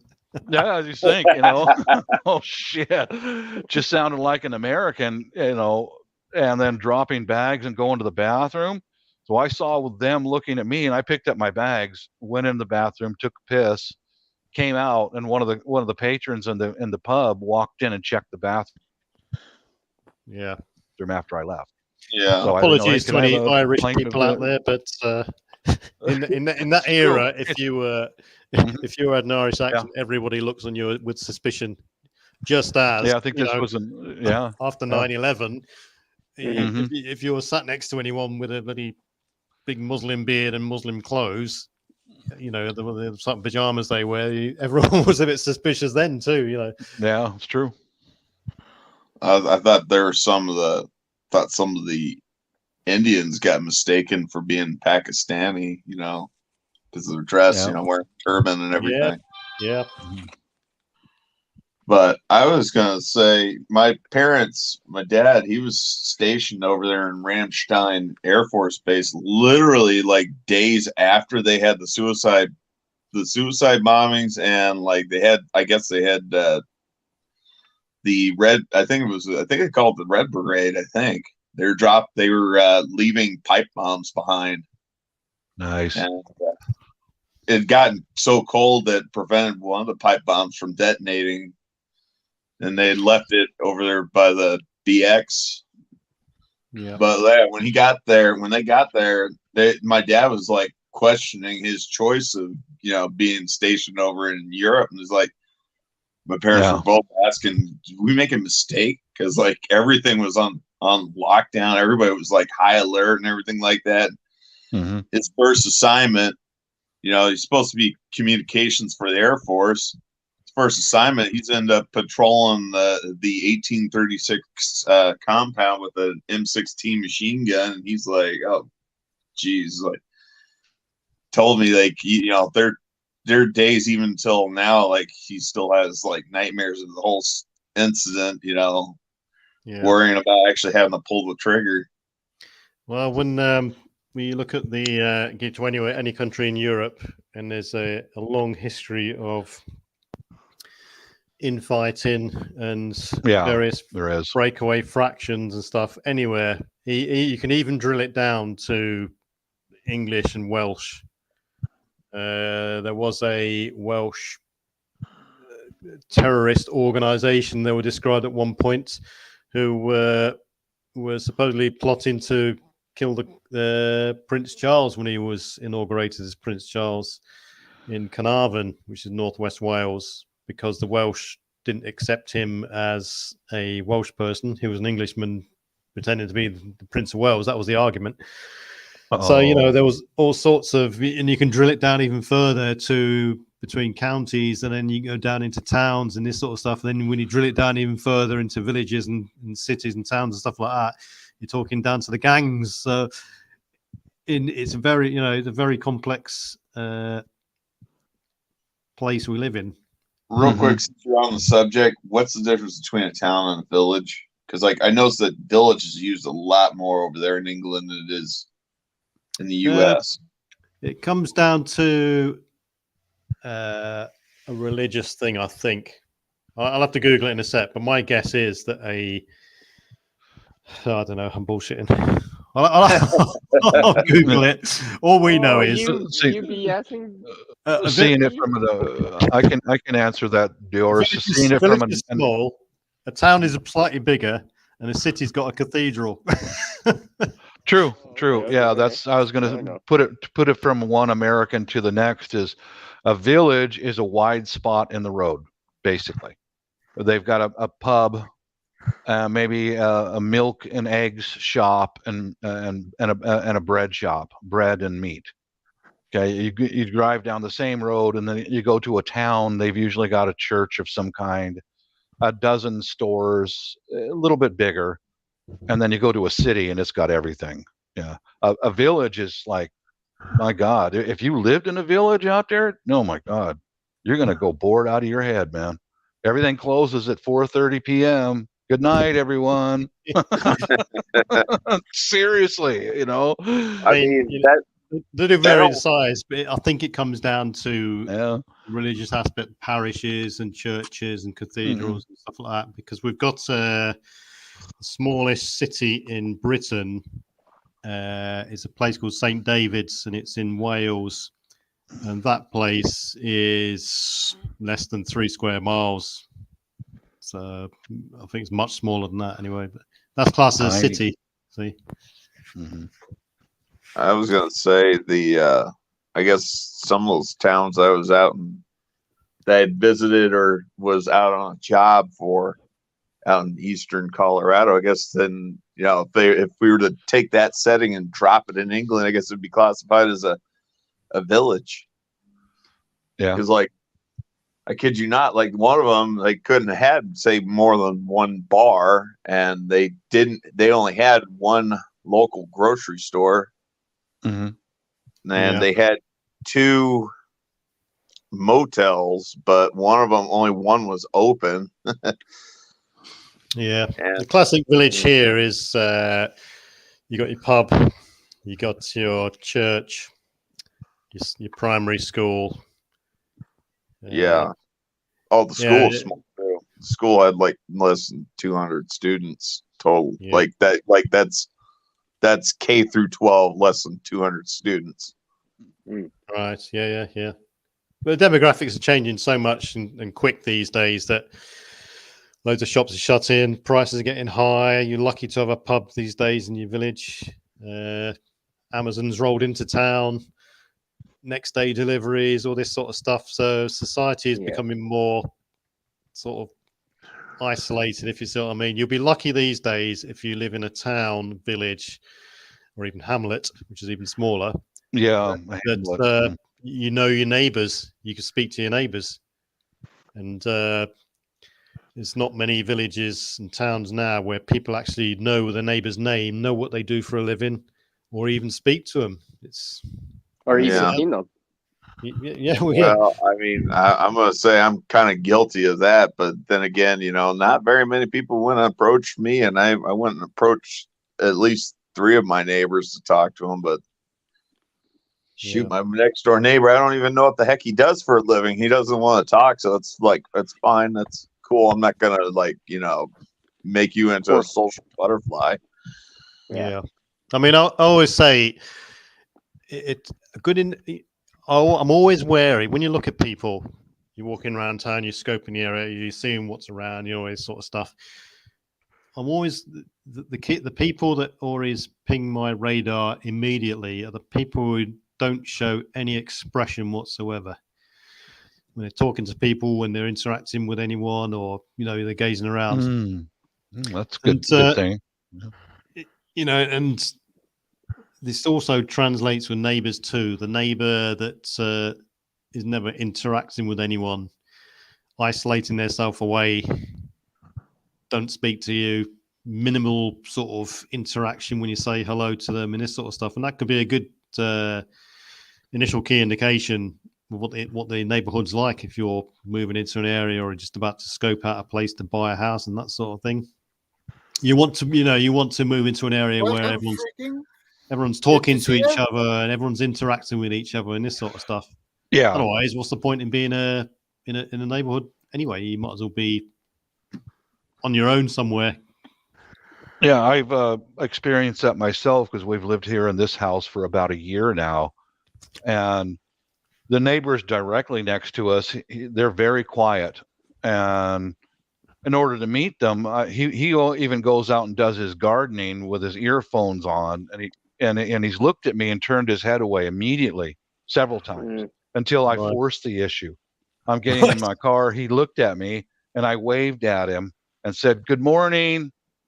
So, okay, I'm going to force this, because I want to speak to you, the man of the house, and see what you're all about. He turned out to be a pretty good guy. No real issues, but the people on the other side of us, they drink and smoke weed a lot, so they're very friendly. Well, I mean, okay, Bob. Okay. Yeah, you don't expect everyone to be the same as you. certainly. You expect some people to be quiet, some people to have outrageous parties and stuff. But you do expect, at least some sort of courteous, good morning, token effort interaction, that sort of thing. At least. Okay. Yeah. Well, The head nod. I mean, I wouldn't expect I mean, we got new neighbors next door at the moment, and I wouldn't expect him to be, really friendly all the time and talking to me like that. Just someone who's on board, sort of thing, on the right wavelength and that sort of thing. Yeah. Let's see. We live in kind of at a dead end road, and I've got good neighbors so far. The fellow who was resisting meeting and talking to us, I finally got him to take his headphones off once, and I walked over with my hand extended. "Hi, I'm Bob," and da da da da. And he says, "I'm so and so, my wife," and he says, "We're actually a pretty private couple." I said, "I respect that, and I didn't really get to talk to him until his cat escaped, and he needed to come into my backyard and look underneath our deck for his cat. Then we got to actually talk. Yeah. But it's kind of odd because he puts his cat on a leash. To me, I've that's walked kind a of like, cat before. that's kind of like a one eyebrow raised. I'm like, Yeah. really? I've walked a Okay. cat on a leash. Oh, have you? Yeah. So to me, I don't know. The cat has to want to do it, and the cat's got to be trained. Most cats, you put a leash on, like, they start biting at it. Yeah, they start biting at it. Yeah. I tried that when I was a kid with our cat. Man, that thing rolled around and just went into hysterics. So It just depends. So he wouldn't wear the high heels I put on the cat either, but that's a story for next weekend. Mini skirt and high heels on my house cat. She didn't like that too much, but you got used to it though. But I'll keep it PG. I'm just nipping out of it to put the kettle on. BRB. The kettle. I was going to say, I think some of my neighbors, they probably think that I'm a little bit of a shut-in and I don't like to socialize, but that's further from the truth. I work a different schedule from everybody else. While everybody else is getting ready to go to bed or getting ready to have dinner, I'm already taking off to go to work. Yeah, Steve, I worked second shift for 22 years. So most of my life had no social life, but I needed that second shift pay. So yeah, I know what you're living in. That way you get that child support net. Exactly. That's the whole thing. Yeah, we're raising kids and meet that child support. That's called second shift. Yep. Yeah. Didn't like it much, but I only remember this because the previous video you're talking about, people having their addictions and everything like that, and you're like, really, this guy, you make way more money than me, and I'm like, I've got all these bills plus child support I got to pay, and you're financially struggling. Yeah. that's a big, especially in this area. We've got a lot of gambling too, and that's what gets people really, really bound up. It ruins people quickly. You add alcohol plus recreational drug use and gambling, you're going to go down. You're going to be stuck in your apartment for the rest of your life. And yeah, they used to ask me at work, well, Bob, you're paying child support. How can you afford to buy tools? How can you afford to travel? Because I'm staying sober, and about 99.9% of my life, I wasn't waking up with a beer bottle in my mouth. You add up the cost of a 12-pack of beer every day at the end of a year. Wow, that is a lot of money foolishly wasted.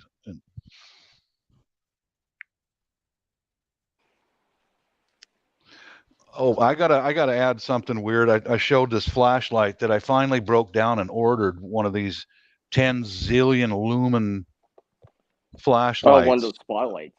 Okay. Yeah. Ran into a situation the other night. Our bedroom was flooded with light, and I'm taking Chantix to help to stop smoking. I don't sleep well. I don't sleep well. So I'm like, what the hell is that? And the light stayed there. What the hell? And I look out the window, and there's a car parked sideways in the road with his headlights right at my house. It had one burned out headlight, so that Look like I read. Yeah. And I stood in the window with a 45 in this hand, and I took my bedside flashlight and I was shining it at his car and him, and he didn't even see it. He's sitting in his car eating McDonald's in the middle of the night, man. Who would eat his hamburger in a car parked sideways? Midnight? Yeah, at midnight, and with the headlights on my house, the one headlight. So must have the munchies or something. He did. I found out who he is later, but there was a good interaction in my neighborhood because across the street from my house, that couple set up cameras on the front of their house. They've seen what I've done, cameras, all that. Yeah. And they did the same thing. While I'm standing in the window with my 45 in my hand, showing the guy, hey dude, wrong house, no response from him. Are you sure you didn't have a handful of poop? We'll get to that. Oh, you did, Bob. You did. We know you did, Bob. We know. We already know.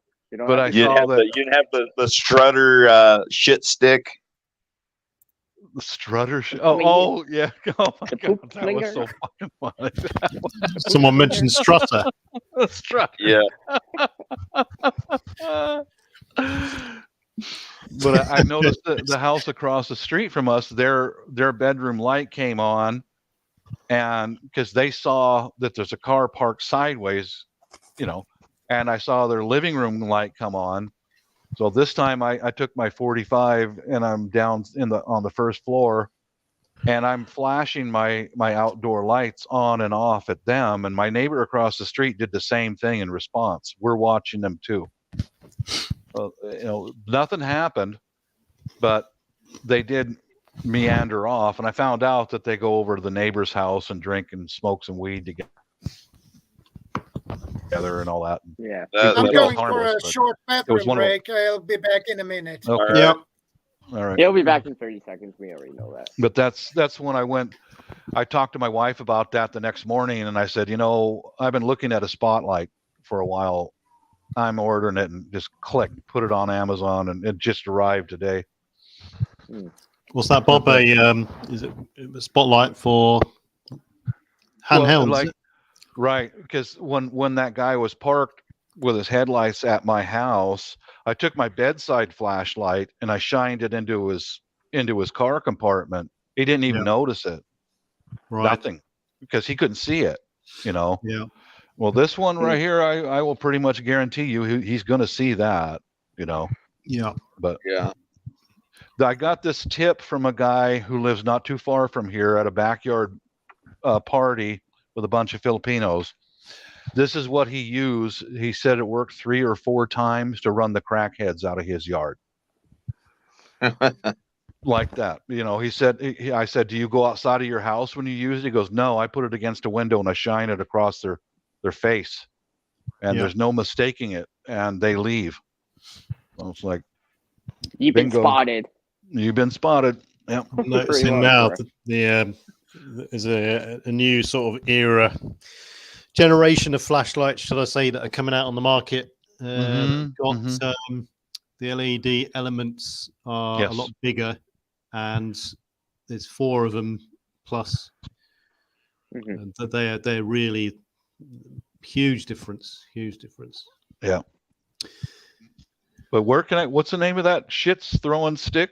It's a Strutter shit stick. Tell you what, I'm tell you another one which is good to look at. It's probably more funnier. Is the Strutter bubble. I was gonna say I love the sausage graphic they're using on the shit stick. If you Google the Strutter bubble. Strutter bubble. Yeah. That's what people need nowadays. Oh, you guys are Googling. I went to Amazon. Strutter shit stick. He's already looking it up, everyone. He's like, where can I get this? Can I get it by tomorrow? Next day delivery. Is it on time?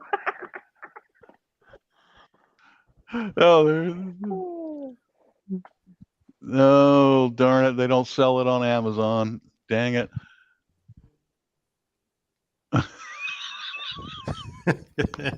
I was gonna say though, Bob, it sounded like you and your neighbors got a pretty good system of communication worked out, like rudimentary, but like it's pretty solid. We do, yeah, because our outside lights, I flipped them on and off a few times, and they did the same thing. The bedroom light came on, then a living room light came on, and then their outdoor lights came on, and it was like, okay, we got him covered, you know. But nothing happened. But I think what had happened is he probably just got stoned at the neighbors and had the munchies and was sitting in his car, you know. And he turned on the lights. Pretty much.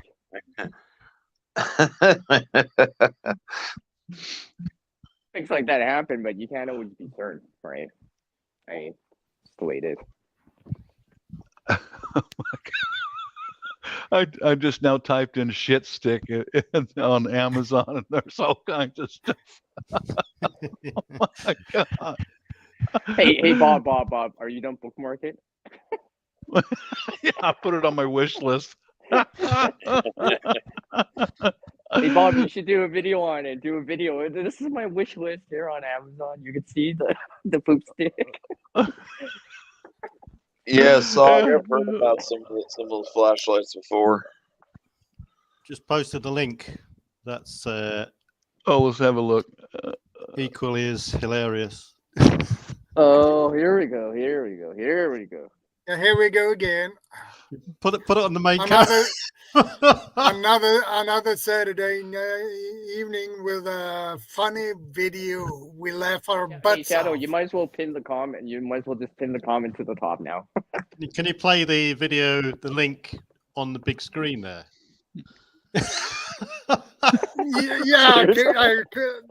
I could flex it. One of the funniest. But I need to open it first. Oh, here we go. Oh, he doesn't mince words on this video. Warning, if you're easily offended, please turn off now. The world is full of mouthy fucks everywhere. Oh boy.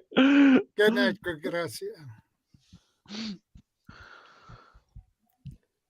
This is the Strutter bubble. There used to be a disclaimer because people were ringing up the numbers and trying to buy the actual products. I would. If I could find a shit stick, I would. Hang a sign in my front window warning homeowner is armed with a shit throwing stick. Here we go. Here we go. Turn your volume up. There we go. The strutter. Oh, sorry, that was a Yeah, lot of. no, you killed the beginning there. You have to. Yeah. Die away, Strutter. Still muted. Yeah, it's still muted. Mhm. Because it's music, and I don't want to have a. Oh, okay. strike I for it. got Ah, you. the Yeah. music's gone now. Okay, I'll go back to watching the video separately. No, Here we go. Look at this guy stuffing his face with a bag full of fucking sheep guts.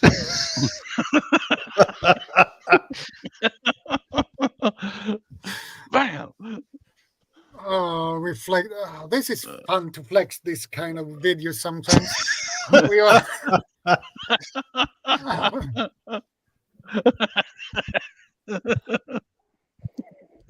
I'll check this out later. Headbutt. I love it.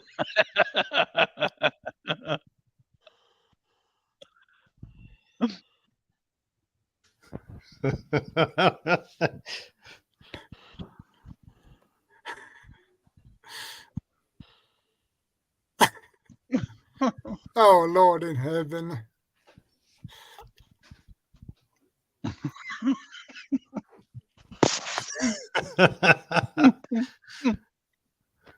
I think Bob's getting ideas. He's like, maybe I can do this too.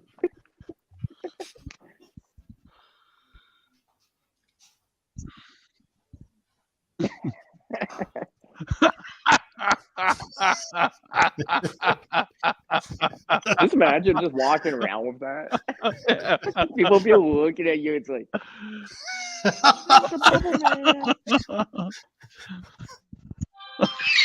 Oh Lord.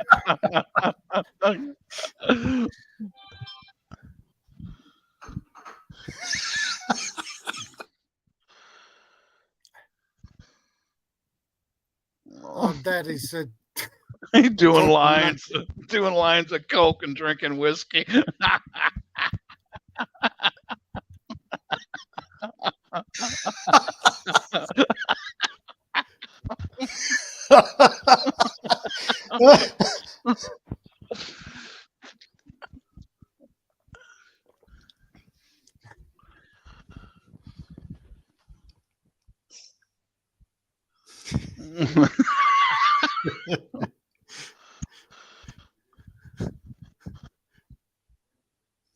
$399 green queens.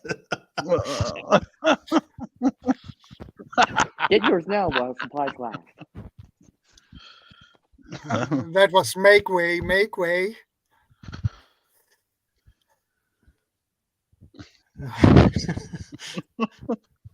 Oh Lord. That's my humour. That is. It's hilarious. Yeah, it's hilarious. I like it as an English commercial, but he's got an accent like somebody from the Bronx. Yeah, It's supposed to be. He started off as was he supposed to be some lawyer. Oh, He did a series for MTV. It might have been 2 series. I can't remember, but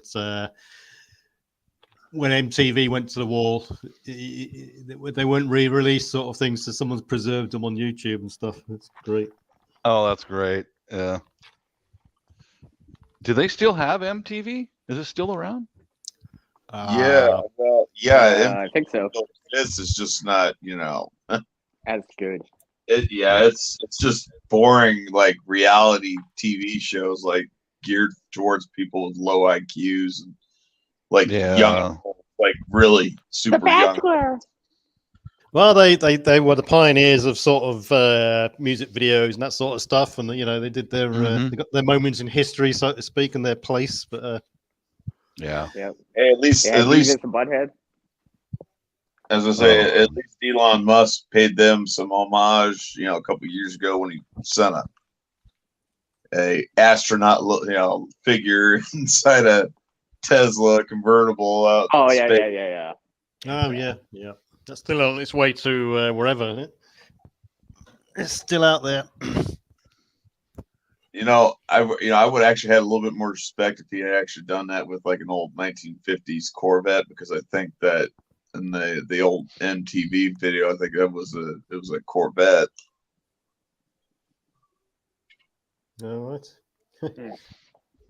There was a phenomenal TV show for a second shifters back in the 90s.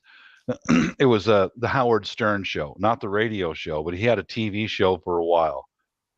My God, there was not one woke, sensitive moment in that show. I think his show's still going, actually. Is it really? I think so. I don't know. I don't know if it's broadcasted on TV like it has been, but like I'm like, so I can still pull up clips, now, like recent episodes if I wanted to. Like I said, I think he's still the same way, like he'll bring anybody onto the show and interview about anything. Nothing is, off limits. Oh yeah, back then, yeah, there was nothing off limits. He even had game shows on his TV show. It was like they call it the Hollywood Squares, and it was all of these social losers of life. And, the Hollywood Squares game show. Some of the foreigners might not know. I remember the guy in the center every game was the head of the Ku Klux Klan. If that gives you an idea. There was always at least one Jewish person, a tranny, a homeless, mentally. And usually, the people who were the contestants were homeless people who've had one speed hit too many, and they're just like, oh God. I think the 80s and the 90s, they were all these TV was trying to push the boundaries to see what they could get away with. And then all of a sudden the 2000s hit and 2010s, and then everything was just, everyone was just getting offended then, and things started to get clamped down on, and killed everything. The offense thing really didn't start about until I want to say 2015, 2014, when the whole woke social justice warrior crap literally came about. The thing is, people, back in the 70s, 80s, some of the TV shows in the 70s here were horrendously racist, but people took them for what they were. And, from the likes of Benny Hill, sexism, through to there was a program series here called Love Thy Neighbor, and the neighbor, the guy was a British guy in this regular sort of street, and the guy moved in next door. He was from Africa or somewhere like that. No, sorry, he was born in Britain, but it was a black bloke who they made out he was from Africa, and everything was to do with banana boats, jungle drums, and all these comments and that sort of stuff. And it was a funny show, but people took it for what it was. Yeah, and you just can't say that sort of thing these days because you'd get sued. A lot of the is so many TV series now which have been banned and they'll never be shown again on TV because they cause so much offense these days. Other ones which are sort of on the mild side have got a warning before they are played. The views and attributes displayed in this show are from a past era, and that's the sort of warning you get. Things like Faulty Towers, that's never going to be shown again on TV. If anyone didn't see that, it was about a small hotel with John Cleese, and it was kind of like a spin-off of Towering Inferno or something like that. It's supposed to be like not spin-off, but what the heck do you call it? Like a spoof show or just. They're Faulty making- Towers. It's a really funny classic British comedy, and it was I really know good. they send they should send that on the TV here in Sweden as well. I left my butt off. Let's see, Joe. Yeah, it was really funny, and it was from the Yeah. one of the John Cleese. And Manuel, I remember he always Manuel, said, yeah. So Manuel was played. He was supposed to be a Spanish a waiter. Spanish or Mexican. Spanish waiter from Barcelona, and Yeah. he played the stereotypical Spanish waiter from Barcelona who was couldn't understand a word of English and he got everything Mhm. wrong and that sort of thing. But it was played by an English bloke called John Sachs, and that sort of thing isn't allowed anymore because it's just getting ridiculous. And like Dior said, it's into woke territory, and it starts Can you upsetting. let me put this out there. Can you imagine the homeless Howie Wood squares? Okay, the guy in the center is from the Ku Klux Klan. They hate Jews, they hate gays. Like I said, there was always at least one Jew on the panel, and gays and other social outcasts. But the contestants were always two homeless people that had burned out minds. And you know what the prize was? Whoever won the game? A shopping cart full of empty aluminum cans. they're homeless. that was oh my God. Google that. Yeah, put that. Look at that. Hollywood squares. Oh, people can understand the irony and the humor. Yeah. But, you got to take it for what it is. And if people get offended, you don't watch the thing. Yeah, it's just stupid these days. And that it's snowboard society, and it's engineered society down this road of where we are now, where people are afraid to say things. And I mean, did anyone hear about this guy who got 7 months in jail? He got sentenced to 7 months for a tweet that he did back in 2016 or something like that about Hillary Clinton. Wow. Okay, so. Yeah, this is getting ridiculous. Right. So this guy, he sorry, Shadow, if we're going off subject massively. Yeah. So this guy, he tweeted a meme that he got from a forum about Hillary Clinton, and he says, and the meme was, he didn't make the meme, he just tweeted it. And 4 years later, 10 cops turn up at his door, 4 FBI, 6 regular cops. 4 years later. Yep. SWAT teamed him. Was that in the UK or where was that? No, this is America. They SWAT teamed him, put him in cuffs, didn't tell him what the charge was, took him downtown. He was later released that day after being charged, and his case, he's just been charged today, sentenced to 6 or 7 months, I think it is, for that one tweet. Yeah. And that's where we are now. Yeah. 1986 right there. But I was going to say a couple days ago, I was trying to post an offensive comment on my own YouTube channel, in the comment section on one of my own YouTube videos using one of my other channels. YouTube automatically censored it, automatically blocked it every time, no matter how I friggin' worded it. Because I was like, I'm getting annoyed with the algorithms, you know what I mean? So I'm like testing the limits.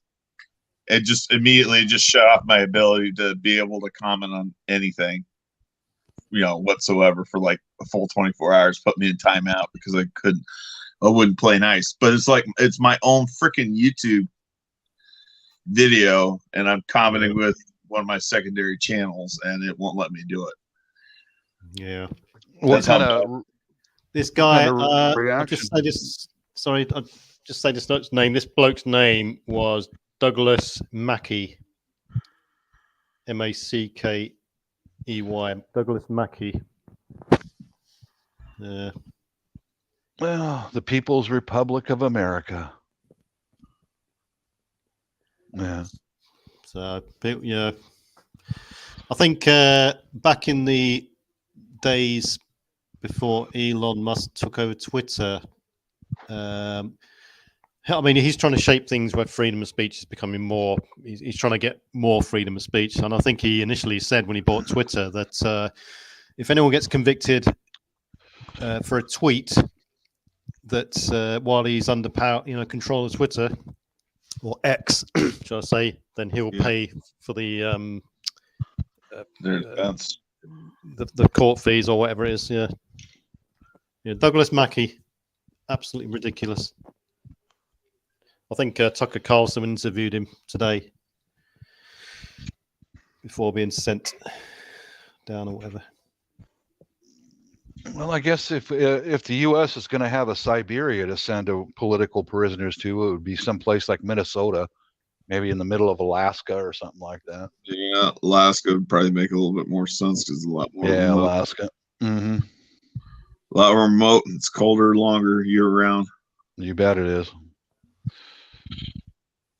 So, 11 o'clock today, did all you guys observe? Was there a 2-minute silence in your countries? I don't know. I was asleep. I was sawing logs. Right. Armistice Day was today, and we've got Remembrance Day tomorrow. So there'll be. Well, that's here in Canada. You have the same. Do you call it Remembrance Day or Armistice Day? Or? Yeah. It's Remembrance Day here in Canada. Right now, today is Veterans Day for us. Right. Yeah. So you call it Veterans Day, right? Yeah. So is there a 2-minute silence observed for you? Not Bob here. and yours? No? Yeah, right. Here, everything stops. Everything. Cars, people stop. No matter what you're doing, wherever you are in UK, everything stops. 11 o'clock, 2 minutes, silence. And then, that was the Great War, man. You guys in Europe really just frickin' slaughtered each other. yeah. Oh, Lord. Nothing's changed. It'll. I think for the last 10,000 years, at some stage, there's been a war somewhere along the line, somewhere in the world, and there'll continue to be wars. It's just As long as it's profitable. yeah. It's just a ridiculous state of affairs. It's like, again, quoting Elon Musk.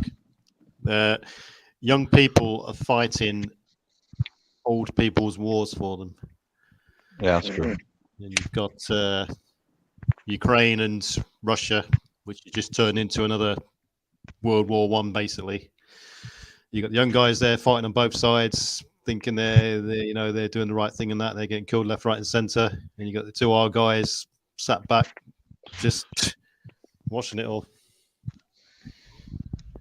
Yeah. I know I have a popular view about the whole Russia-Ukraine, but I'm on Russia's side on that whole war. Like, Ukraine's been corrupt since day one, and Ukraine has no right, no business to be putting missile launching sites on their borders or within their borders. Being that close to Moscow. It's no different than the way the Russians were, I should say USSR was with us back in the 1960s during the red missile scare, Cuban Missile Crisis, when they decided to park some ballistic missile launchers over there in Cuba, and they were within striking distance of Washington D.C. and the entire eastern seaboard. I look at it no differently. That's why I say I'm on Russia's side in regards to Ukraine thing. Yeah, thing is, I'd be very concerned these days about taking sides in any sort of conflict, purely because the information we've got to go on can be so easily corrupted and that's a fact. That we do, unless we're there, we just don't know what correct information is. I've heard so many different things from historical grievances from Russia and Ukraine all the way through to, like you said, missiles. It's just ridiculous. One thing I can say that's going on right now is that the politicians here and the well-to-dos and the NGOs here are laundering money straight up. They're using this whole Ukraine Russia conflict to launder money. So like, there's another reason why I'm more on the Russian side than I am on Ukraine side of this whole thing, because they are using their people in Ukraine to launder their money. Did you know, Steve? You're the only other American here. Nancy Pelosi, her son was a soccer coach over in the UK. He had anywhere from a $5 million to a $25 million annual income from being a high school soccer coach in the Ukraine. Unbelievable. Yeah. But then again, I'm not actually surprised anything to do with Nancy Pelosi. Heck, isn't Gavin Newsom governor of California? Isn't that one of her nephews? Yep, it is. The thing is, these days, no matter where the conflict is, it always crosses borders. Sure does. And, you know, just like we're seeing with these Palestinian supporters, it crosses borders. And then the next thing you know, we're involved with other people's problems. It just, yeah. I'll just go ahead and say this. I am sick and tired of seeing American kids go and getting their arms and legs blown off in such far away places. I'm sick and tired of seeing it. Now, sometimes there is some cause. Well, somebody's got to go in there and kick some ass. It is necessary. Like example is the Korean War. Here comes the North Korea, ripped that country to pieces, and that was legit. To an extent, Vietnam at first was legit. But all these other proxy wars that we have, I am sick and tired of going to the grocery store and seeing young men with a missing leg. Yep. Yeah. I'm tired of it. We've got to stop this crap, you know. But I agree with you, I'll just end it right there, you know. Yeah. Well, I'm concerned about what's going on over there. Yeah. No, I am exactly the same way, but I am also concerned with our ally, Israel, Middle East. Heck, I'm actually concerned with the Jewish American population here in the States. You know, like they're getting targeted. You know, like it's all of a sudden normal. You know, they've normalized, you know, anti-Semitism, and I'm not kidding you. This stuff messes me up. Like, I watch enough videos of this stuff. You know, like that guy over there in California who got into an altercation, Jewish man. I don't know his age because, like, I've seen 3 different ages, but it's safe to say he's above the age of 68 and probably below the age of 90. But basically got hit in the back of the head, knocked out on the ground, was bleeding out. They called the ambulance. He's still alive. I guess they're still, you know, the paramedics are still talking to him. He ended up dying though in the hospital later on. Oh God, he did. Oh God. Yeah, a Jewish man got attacked by a pro-Palestinian supporter. Like I said, this stuff is just happening. Like I said, that happened last week.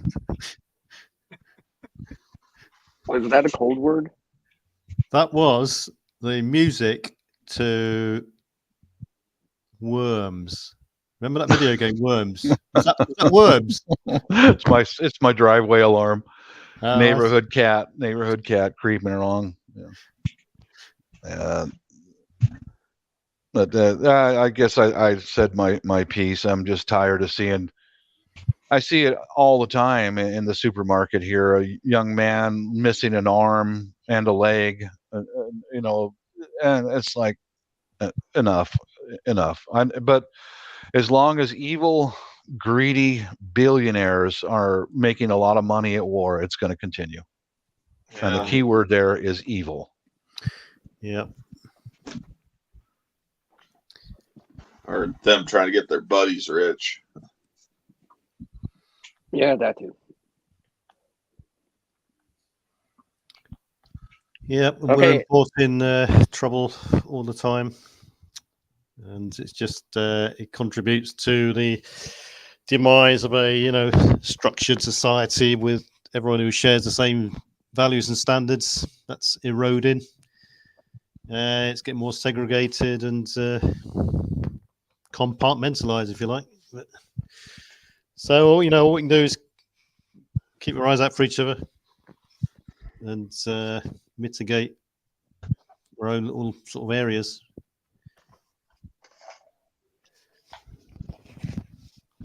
Okay. So I yeah, guess I'll pick. tomorrow I'm taking part in a parade. It's all the vets will be there, medals and berets on, and another 2-minute silence, remembering all our sort of buddies that have been killed and stuff like that. And yeah, every year the list grows.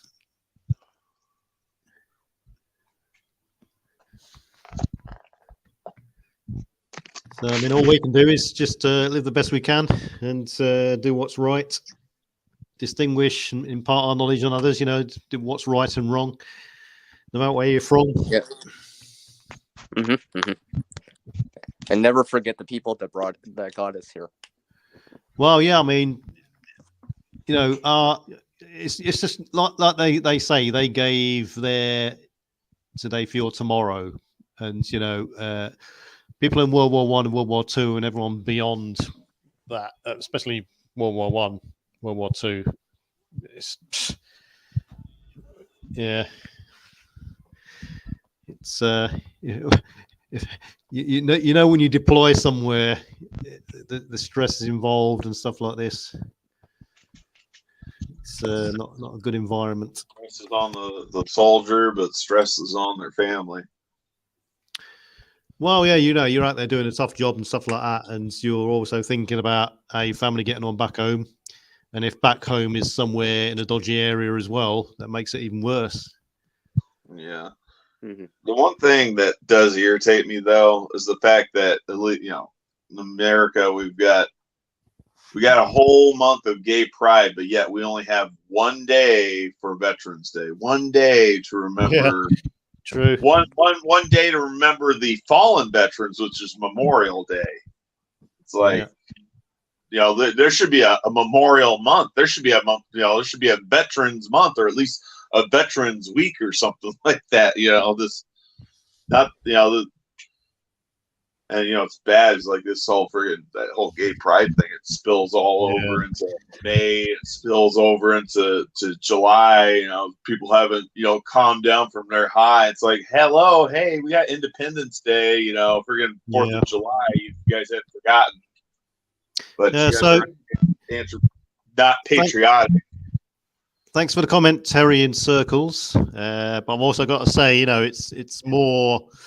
It's not just about military veterans. It's about all the support networks that go along with it. The families, the people, the school teachers who encompass sort of like the safety net to the families' kids.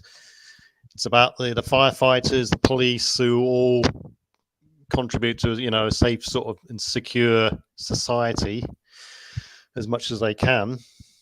And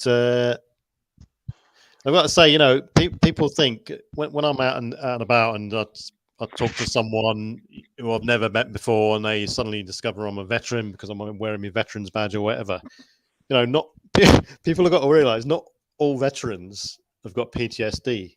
That's the automatic assumption these days. Oh, you're a veteran, they think you got PTSD or something like that is a minority. And me personally, I do get embarrassed sometimes when people start saying, start, thank you for your service and all this sort of stuff. Yeah. I did what I had to do and that was it. So, every it's about everybody, not just that one person that's gone down the journey to be deployed. It's everyone around him who's got him there. That's to be thanked as well, if you like. So yeah.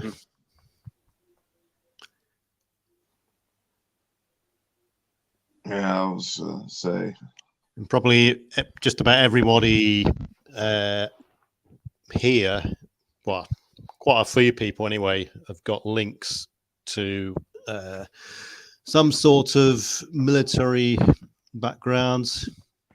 You know, brothers, sisters might have been in the army, they might have been in the army, friends, relatives, all that sort of thing. And you can go anywhere in Britain, any town or village or city, no matter how small it is, and you'll find a memorial to someone from World War One, because the volunteers from World War One came from everywhere, every hamlet, town, city, village, and that's how much of a big impact it had in Britain. Yeah.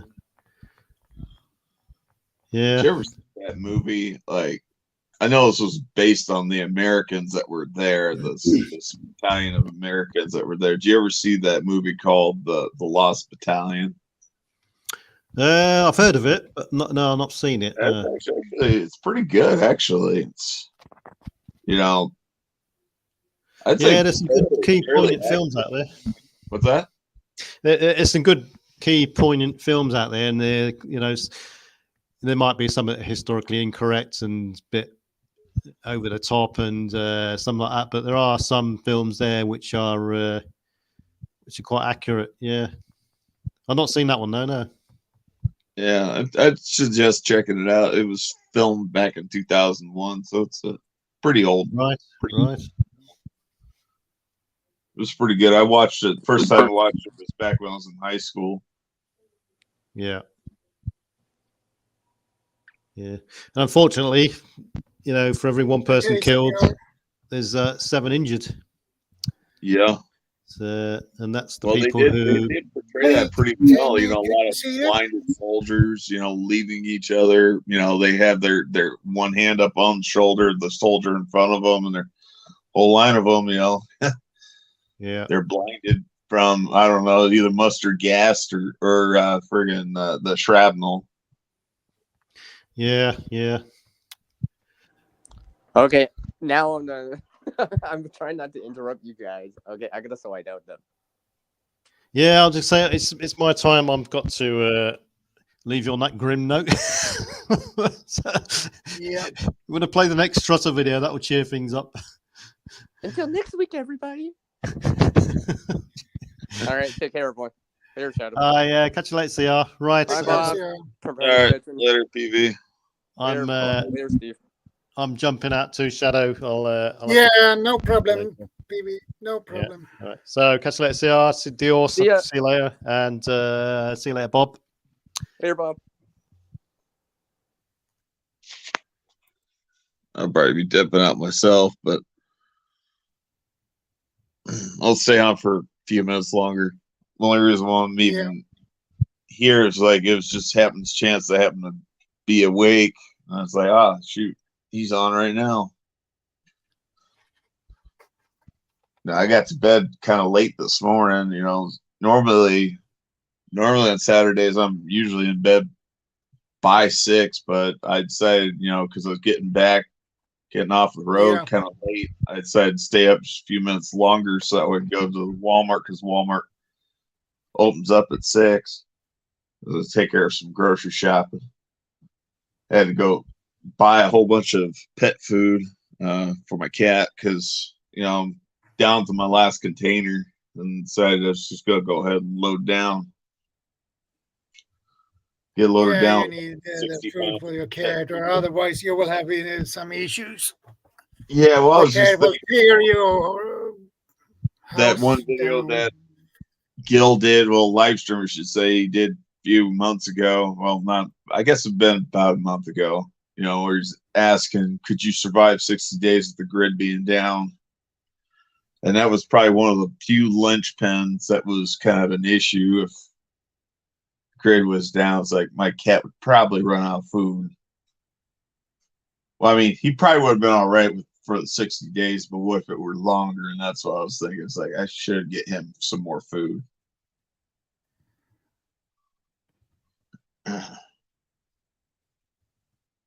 So now I won't have to worry about getting him food for at least a whole year, maybe a year and a half. Yeah, that's good.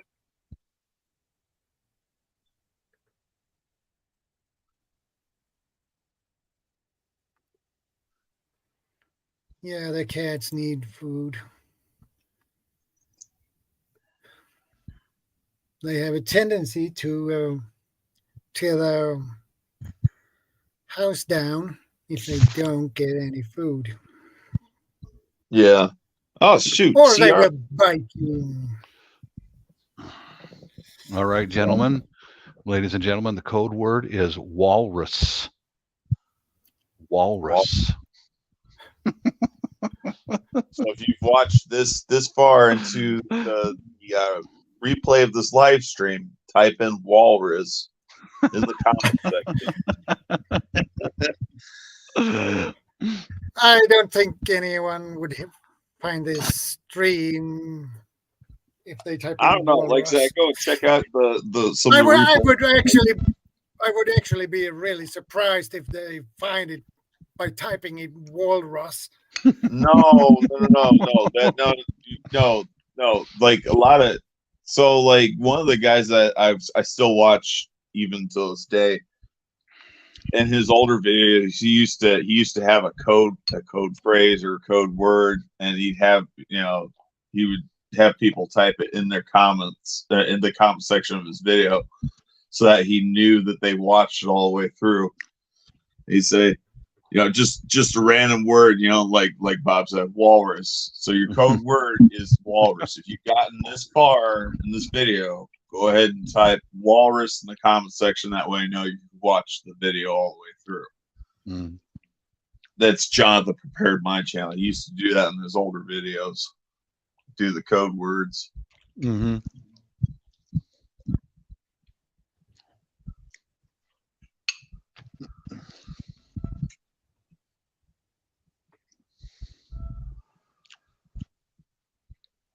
I just hear stuff in my face. Yeah, you need to do that too. Uh-huh. Lunchtime here. Yeah. Yeah, I'm probably gonna be going back to sleep because, like I said, I only got like 3 or 4 you hours. sound you sound tired. Yeah, mostly, like I said, I mostly join because like I said, I like talking with you. I also like talking PV because be honest with you, I don't really talk to him any other way, aside from maybe dropping some comments on his YouTube channel and maybe emailing him. But I don't get to speak with him otherwise. I don't get to speak with you otherwise, Shadow. Yeah. Bob's the same way. When I come think of it, I don't even get to speak with Bob outside of this forum here. Mm-hmm. Once a week. Yeah, Once a week. Mm-hmm. Yeah, you got to be so careful about what you put in comments these days. Yeah, they'll censor your own comments on your own YouTube videos. Like what That's right. Like auto censor it and auto block it and not even allowed to be published. Correct. It's like, correct. You've got to be kidding me! I cannot believe this is acceptable. I've found that out myself because I was making. This happened a couple of times over the past few years. Like meth junkie for a title, and they won't even post it. They won't even allow it to be seen on public. A couple of my videos have been taken down by YouTube also. So yeah, well, they took down my that one video where I was stomping on the flag, the Palestinian flag. Really? Yeah, they took it down. I had to re-upload it under a different title. Like they freaking censored that immediately. Like 5 minutes of it being uploaded, they censored that. PV was trying to leave a comment on it, and the comment wouldn't go through because that was literally just after you got done watching it. And about the time he was commenting on it, it was the time they just censored it. So I had to re-upload it under a whole different title. That pisses me off because I got that weird stalker freak in Florida who's been harassing me for years. He made a video about me, about how I'm watching the neighbors with security, and I'm watching my neighbors. And I sent that video out to a lot of my friends on emails, and now they all struck it. Bam, bam. Because he even implied that I'm a pedophile in the end of the video. And nothing's What? happened to his video. Yeah. That same guy. That remember is ridiculous. that same guy says, and I think you're a little bit of a pedophile. You know, at the end of the video, I turned that guy, and they've done nothing to that video at all. I mean, I had people in the Philippines, Europe, U.S. striking that video for hate comments and hateful content. Nothing happened. Nothing. And you made a video about burning a flag, and they took that video down. One, I think they were trying to the flag where I was burning the flag. They were trying to censor that. In fact, they were trying to shut off the comment section. It was like, no, you're not doing that. Mm-hmm. They were doing that themselves. It's like, no, screw this freaking algorithm, dude. I can tell these guys are freaking pro-Palestinian. I can tell you these guys are freaking anti-Semites, man. They are. Yeah. Yeah. Screw these guys, man. I don't give a crap if I nuke my channel because I'm vocalizing my opinion. Oh, the nice thing was I ended up losing 2 subscribers over me burning the flag. It's like, good. You guys are pieces of shit, and I didn't need you here anyway. I'll get, I'll get my 1,000 subs eventually. I just don't need a bunch of half-wits as my subscriber base. Yeah. If you guys are a bunch of little pansies and you can't take me expressing my opinions and me supporting a particular group of people over another, then you guys just need to go eat crap and die, basically, because I don't need you. Like this is ridiculous. Like this stuff is hitting really close to home for me because it's literally Jewish Americans that are getting attacked right now. Like Jewish Americans. They're not even in Israel, and they're getting attacked. And they have nothing to do with it. Yeah, they have nothing to do with this. Mm-hmm. Yeah, I know. And that's the foundation of the United States is religious freedom. That's why so many people from all over the world came to this country, because they could practice religion without persecution. Yeah. Yeah, well, the same for Sweden. We have also religious freedom. So everybody can have their religious belief, and because that is everyone's right. So I mean, I just for the Americans out there, well, actually not even necessarily just the Americans, but really the Christians out there in general. You call yourself a Christian, but you're not supporting the Jewish people right now in their time of struggle. Like, how can you consider yourself a Christian? Like, why would you still go out of your way to support a Muslim right now?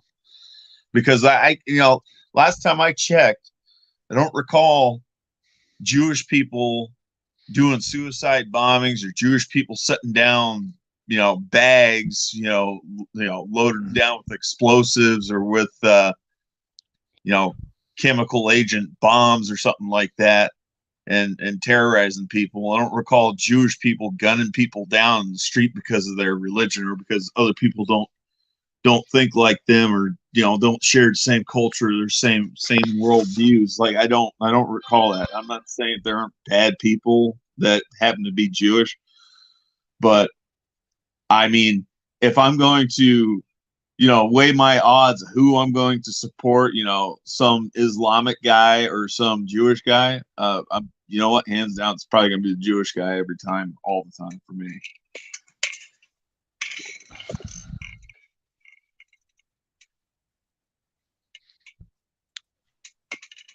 Okay. On the lighter news, I set an alert for one of these Filipinas. I think she's living in Norway now. Her live just came on, guys. She is so freaking cute, man.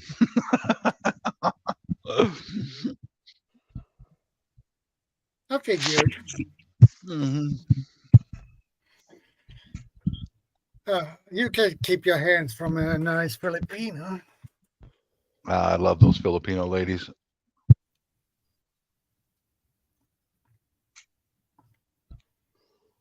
Yeah, Oh my! they're really It's nice. starting to overheat and it's starting to act all goofy here. Pretty soon, I'm probably gonna lose connection here.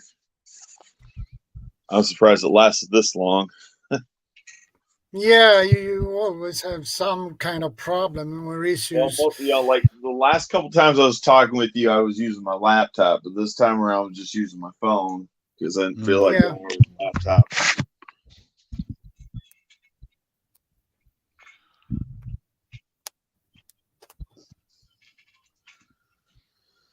Well,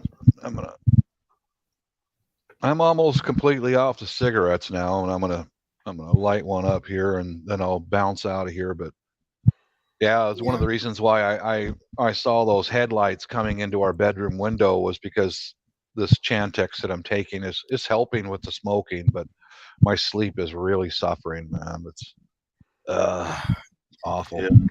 Well, it because that all the nicotine goes out, you leave your body basically, and that can give you different issues.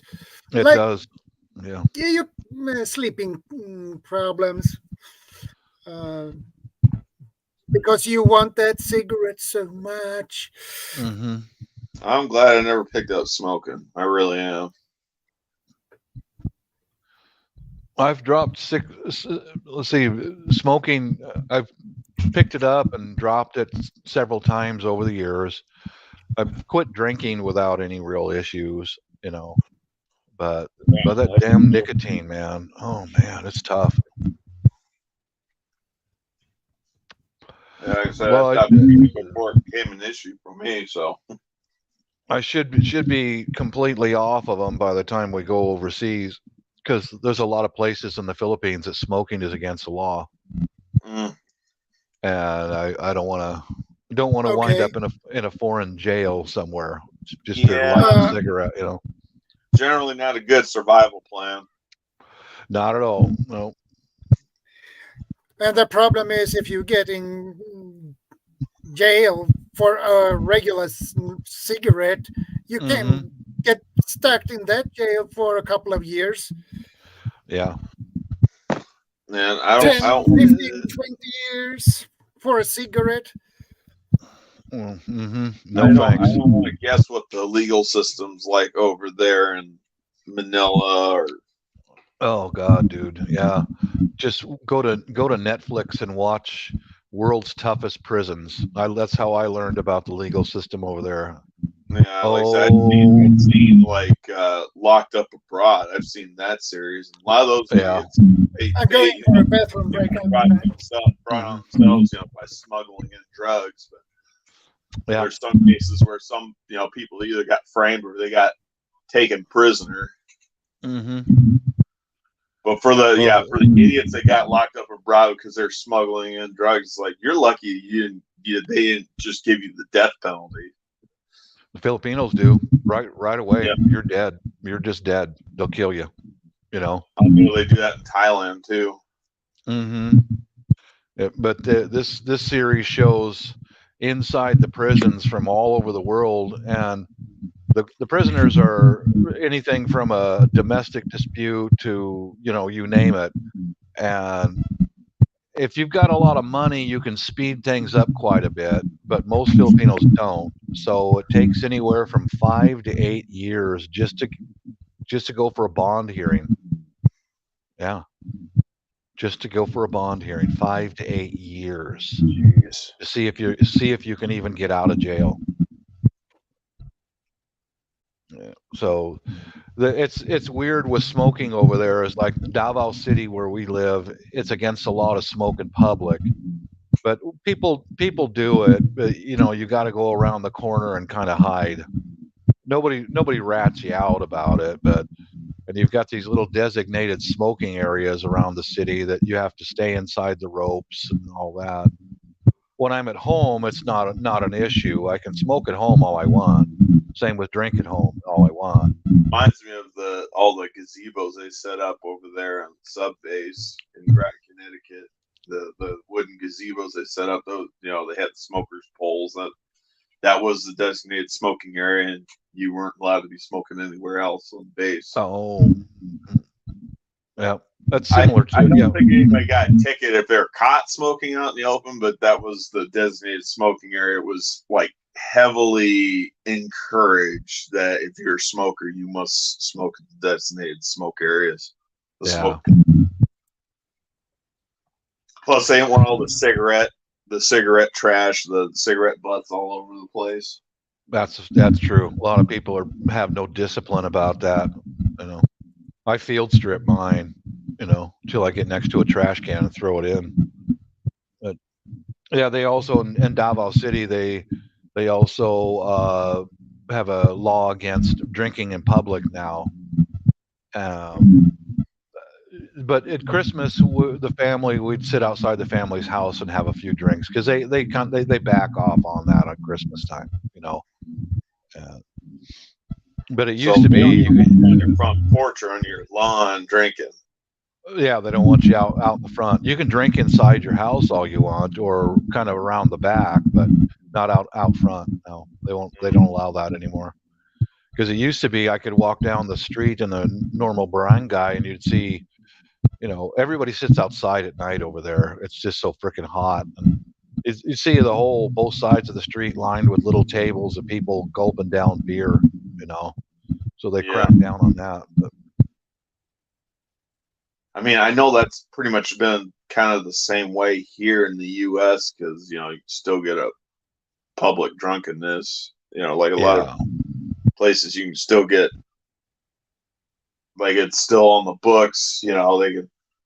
It's really at the cop's discretion. You know, if whether they charge you with public drunkenness or disturbing the peace or not. It's kind of like that there too. But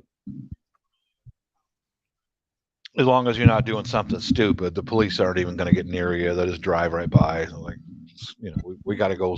Got bigger fish to fry. I'll tell you what, that's a new one though. You can't be drinking on your front yard. Like, dang, like that's that is, you know, like me. For me, I know if I was a lawmaker, or if I was a police officer, it's like, look, as long as you don't set foot past that storm gutter on your where it's, you know, that's the barrier of the street. As long as you set foot past that, I can't really nail you for, you know, public drunkenness because you're on your private property, even though it is out in the front view of everyone. Yeah, they came down with that law in Davao just a few years ago. Same with smoking outside, you know. No. Oh, hello, Rita. All right, Shadow, I'm going to go over to this other live with this beautiful Filipino lady. Yeah, because she's much better looking than you are.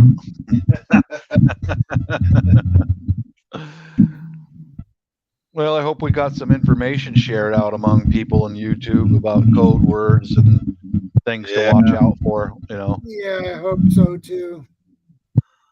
I'm sorry, I keep hijacking it, keep changing the subject. Well, it's basically It is what it chill and is. chat and code words, so well, more like of a chill and chat and a topic. So yeah. Well, if you ever want to get my attention, just say Filipina. Bing. Okay, what? All right, peace, you guys. Nurse when I was in the hospital. I mean, she was in her like 40s. She was really cool. You know, we talked. Oh yeah. She was talking about the eruption of Mount Pinatubo back in 1991. It's like, she was like, you probably don't know it. And it's like, no, I'm aware of that eruption. I was 1 year old. Actually, I was a newborn when that happened, but I'm aware of it from reading about it. I hate to make you envious, but I'm going to. I get golden treatment when I'm in a medical facility because I know some of the language, and I speak to them in Tagalog, and they go, "How do you know that, sir?" Asawa ko Pilipina babae. I mean, my wife is a Filipino lady, and oh shit, golden treatment. Oh, so good, sir, so good, so good. Yeah, this lady's been living in America for a long while. She married her husband's former Air Force. Mm-hmm. It all checks out to me, you know. Yeah, but they're still they still take care of the people who are married to one of their countrymen and their own countrymen. They're very, very. She was my second favorite nurse because we had some really long conversations, just general stuff, you know. Mm-hmm, mm-hmm. Yeah, that's what I liked. You know, I didn't feel so much like I was a patient, and you know, she didn't feel so much like a nurse. It just felt like just two people conversing. That's the compassion that Filipino nurses have, is they'll actually talk to you. And they really respect military guys, the guys who, like you and me, who were in Shadow, who were in the military. They respect us a great deal. And if you're military and you're married to one of their countrymen, oh boy. About as good as being Philippine itself, right? That's correct. Yeah, that's correct. Yeah. I was in the hospital once, and I spoke Tagalog, and then pretty soon that nurse brought in two more Filipino nurses, ladies, you know, and I was speaking to them in Tagalog, and oh man, I was the man of the hour. Oh my God, a white guy who can speak our language, and he's married to one of us, and yeah. And I did before I had a colonoscopy a couple years ago. I didn't know this, all right. Okay. That I didn't know who the doctor was, but they finally get me in the room, and they're gonna put me under and do the colonoscopy. And you know, I told the whole staff, a bunch of nurses all the way around, whites and Filipinos. I said, well, ladies, if I die during this procedure, it's okay, because I've traveled the world. I've made love to beautiful women on 3 different continents. And if it's my time to die, I'll die with a smile. And the lady who was standing right there, I could tell she's Filipina. That's all I could see, you know. And she goes, "Does your wife know about you making love to women across the world?" And I said, "Shh, no, Filipinos are very jealous." And the last thing I heard was all these nurses burst out laughing. My wife knows that doctor personally. So that was the last thing I remember, was the medication in my hand just started taking effect. No, Filipinos are very jealous. and I heard laughing and out.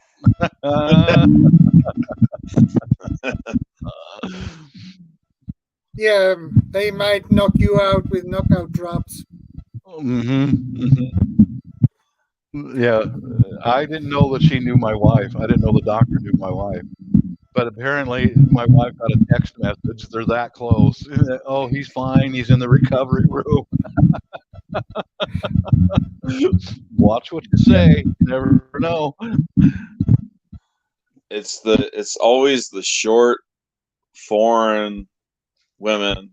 Like, it doesn't matter if they're like, I've even noticed with women that are from Mexico and women that are from Korea and the Philippines. Oh man, you piss them off and they're all over you. Like they're like they're like a banshee or something. Like they like, you turn your back, they jump up on you and they're beating the crap out of you. Watch them They little will make ones. sushi of you. All right, peace out, guys. Have a good day. Yeah, peace out. Yeah, sadly, Shadow, I don't have a whole lot else to add. And this is, I'll be on here for a little bit longer, but like I said, as soon as my phone overheats, it's game over. Yeah. Yeah, if the phone overheats, well, it will shut down. Yeah, like I think it's doing better today because it's I mean, the house for one is cooler right now. I think the house is like 60 degrees Fahrenheit. I'm not sure what that would be in Celsius.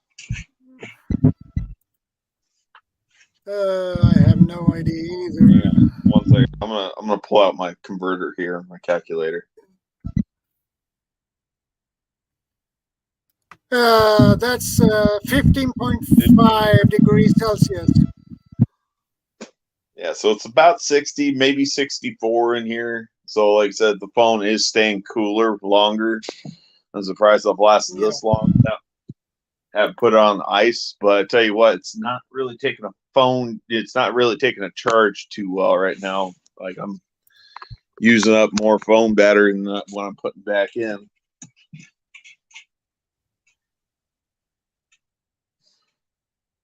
So yeah, like I said, I've been doing some other preps. You know, like I said, bought a whole bunch of pet food for the cat. So he'll be good for a whole year. Bought him some flea medication. Not that I've ever had fleas, but you know, best time to get flea medication for an animals before they get fleas. Yeah, I agree with that.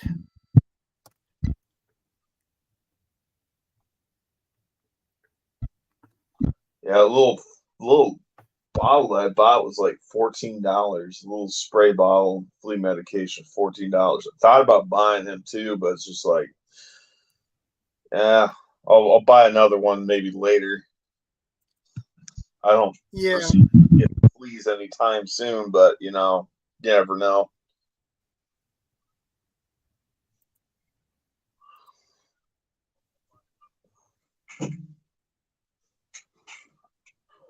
You got 2 cats, right? Yeah, I got 2 cats. How old are they? My oldest is 5 years old, I believe. Oh, okay. And the little cat lady without the tail, she is probably 2.5. Okay, so they're 3 still years old. They're still fairly young. They're still in their prime. Yeah, they are.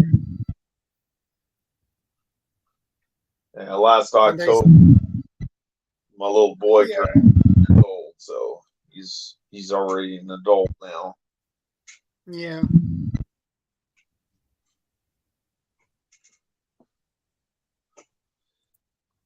Golly, man, they are so cute when they're tiny little kittens, man. They're like between 4 and 8 weeks old. They're so adorable.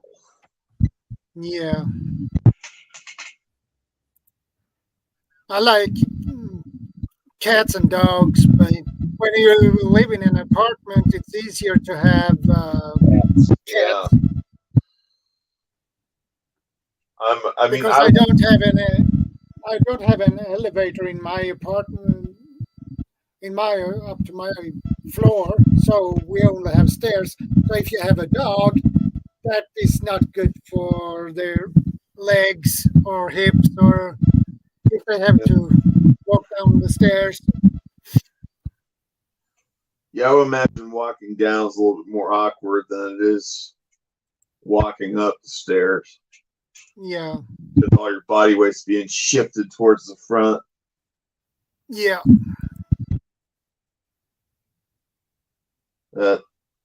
Yeah, no, I prefer cats. Like I said, I mean, I love dogs, but like I'm more of a cat person. Like naturally, I just love cats. They're easier to take care of. They self-clean, they self-groom. They're very clean animals. You just gotta make sure their litter box is clean. That's about it. Yeah. And they don't always necessarily demand attention from you all the time like dogs do. You know how like dogs are like just kind of all up on you in your business and everything like that. Cats aren't like that. I just like I said, I like cats. And it's a lot easier in a rental house to have a cat than it is for me to have a dog. Besides, especially with this job that I work, you know, the hours. Yeah. You know, I can't just go home in a moment's notice to let the dog out, you know. Dogs that go outside or something like that. Shoot, I forgot to tell Bob before he left. I installed another light, another security light in the backyard. This one kind of faces alongside of my house. Installed that other light in the backyard. It's on the corner of the house. I got it shining up against the side.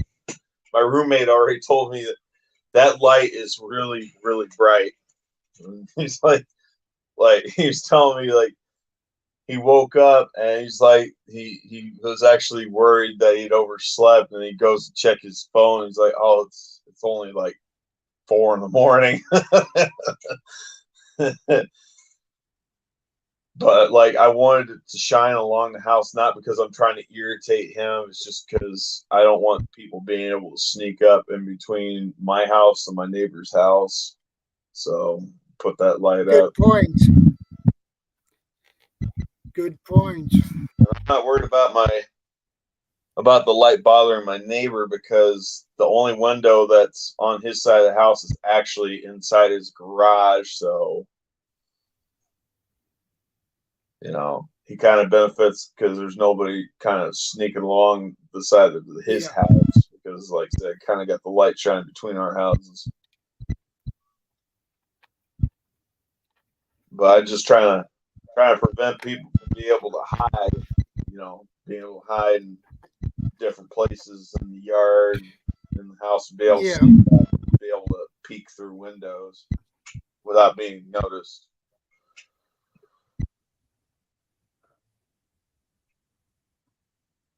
Yeah, I agree with that.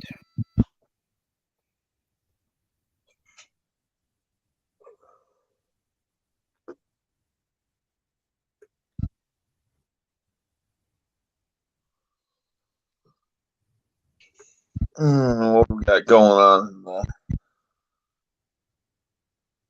chat? No new chat? Well, it's 3 in the house. So. Bob sent us a link to go watch this Filipina. Yeah. Yeah, maybe. I'm not really.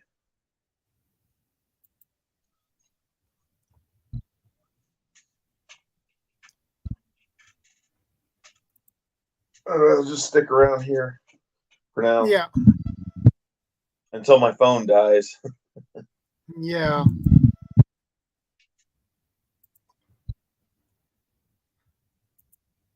Yeah.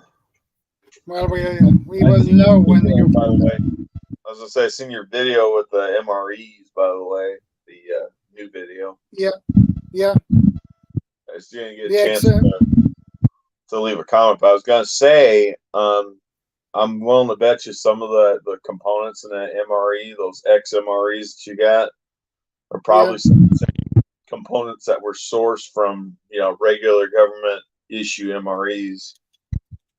Because that's what I've noticed with some of these third-party manufacturers of MREs. They will source some of the same components, some of the same suppliers that make like side dishes and accessories for the Sapoko government issue MREs. They will also, like I said, they will also sell, you know, their accessories and components to other MRE manufacturers like XMRE or MRE Star. Yeah. I got one of those cost. You said 179 crowns or something like that. Yeah.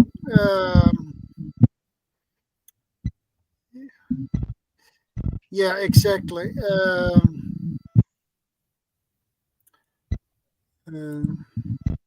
I'm going to. There we have it. $16.40 for one package. Yeah. So I bought 3, so that was a little bit over 500 crowns. Yeah. For 3. Okay, cat, you're being a mean shit. Sorry, cat's attacking my feet. Yeah, no, I was gonna say that the one with the tuna that's Starkist tuna. It's that's just regular off the shelf tuna, by the way. That's not even.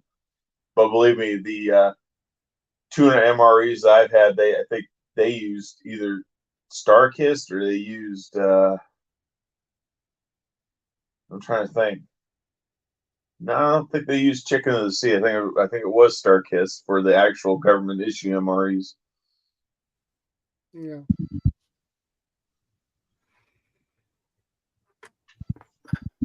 So I got one with chili and beans, and one with Italian sausage with pepper and onions. I've had the government issue Italian sausage, pepper, and onions. That was a pretty good MRE. I don't know. I mean, it's possible the main dish might have been made by an actual government supplier. It might be the same dish as what's available in the actual U.S. issue MREs. And those MREs are made in U.S. So yeah, and you said you bought them off Swedish website. Yeah, that deals in selling MREs and military supplies. They sell a lot of things for security guards, police, military. They have military supplies, and they sell a lot of stuff for camping, outdoors.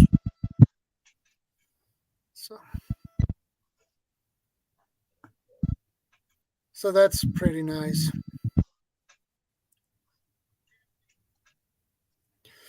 And that company has been around since 1980. But at the beginning, they were a mail order company. So yeah. And then they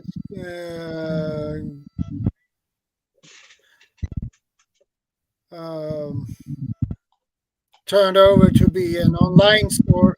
But they have a physical store as well. But that one is in Stockholm. So yeah.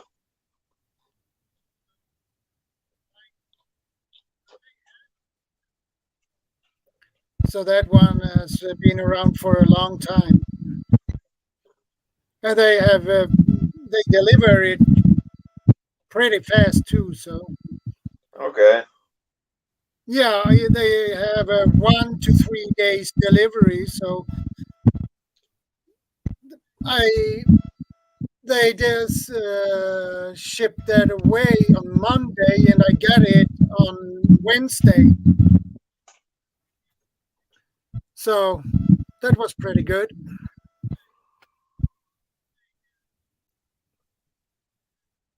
Yeah. I need to check up on that one military surplus store. Call it Venture Surplus. out there in Colorado Springs, Colorado. I used to go there quite a bit prior to me leaving. Yeah. Allegedly, I can order stuff online and have it shipped over to my house here in Texas. Yeah. I might check them out. But that's where I used to buy a lot of MREs. Like I used to, I can buy MREs much cheaper online on Amazon. Yeah. Get a full discount price. But they sold the MREs individually, and although individually it was a tad bit more expensive if I was to try to buy an equal amount of MREs. Hey, Glenn. Good to see you. It did allow me to be able to, sample and try the different MRE entrees I hadn't been able to try before. I hadn't tried in a long time, just to see if there was any changes. Yeah.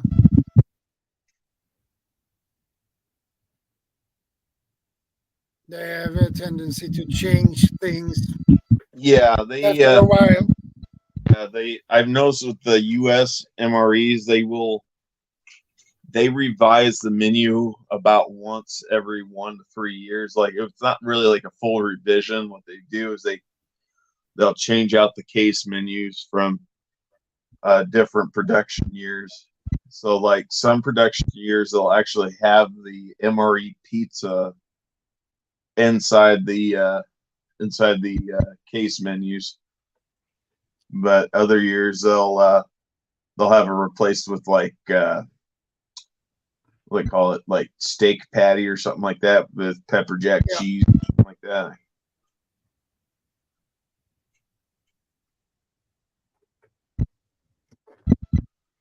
So like they'll have the same dishes that they'll recycle. It's just they switch them out. They rotate them out with different dishes. Man, I tell you what, the MRE pizza is probably the most difficult one for me to get my hands on. Like I managed to get a hold of like 5 of them, but that was literally by happens chance. Yeah.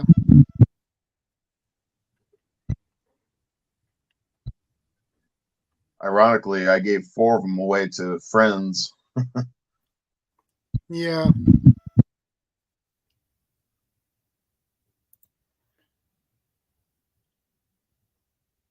All right, you're being a little ornery little crap. My cat, he's biting my hand.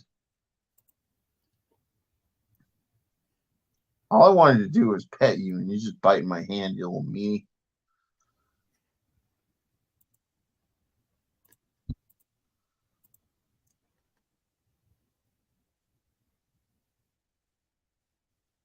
Yeah.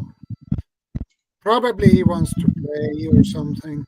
Yeah, no, he loves to play. I think he loves it when I rough house with him.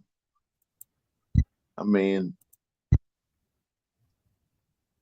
he's still a very young cat, like, yeah, he's an adult, but he's not a mature adult.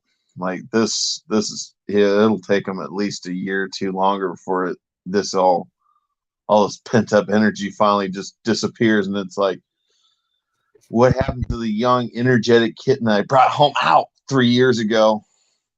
Yeah.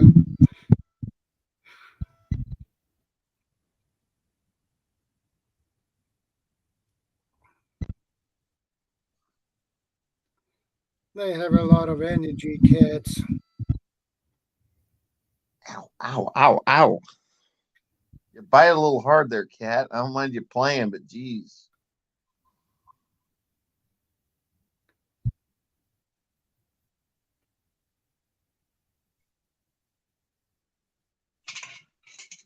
Get over here. Yeah. Their teeth are pretty sharp, so that hurts. Yeah, like little needles. Not as bad as they are with kittens, though, because like kitten teeth, man, them are sharp. Yeah.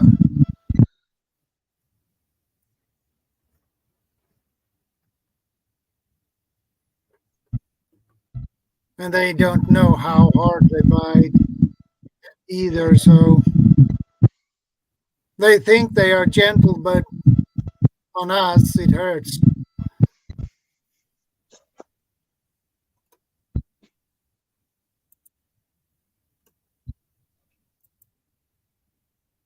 Here, I'm gonna do this whole hand under the blanket thing. Oh, he's ow! He's biting my hand before I even got all the way underneath the blanket.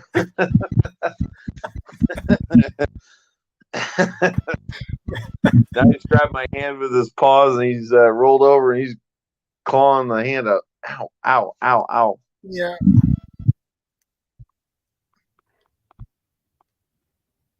And I guess he wraps his front legs around your hand too. Paws. Ow! Ow!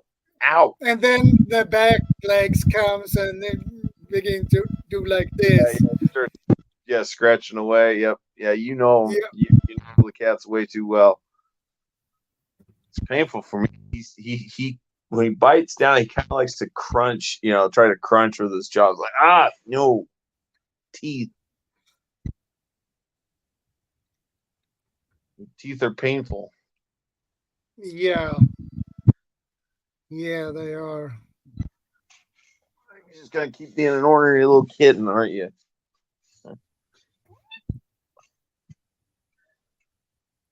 Yeah, that was a little beep from him. Yeah. It's because I went and grabbed him. He wasn't happy about me grabbing him and like trying to get him to sit in my armpit. Dave, calm down. Yeah. He ain't wanting to calm down right now. Here, let me get you some treats. How about that? Calm you down? Yeah, I got Well, your attention now. when cats get the steam up, well, they're totally wild.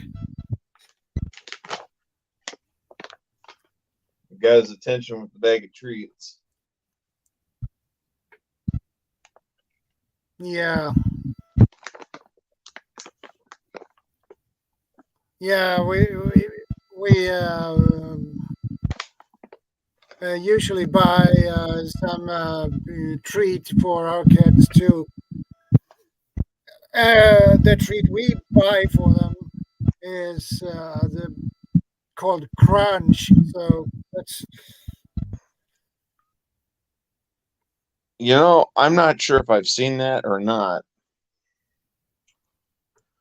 The treats that I buy that I noticed that this cat loves, it's called Bonkers. It's actually, I believe the treats are made in New Zealand.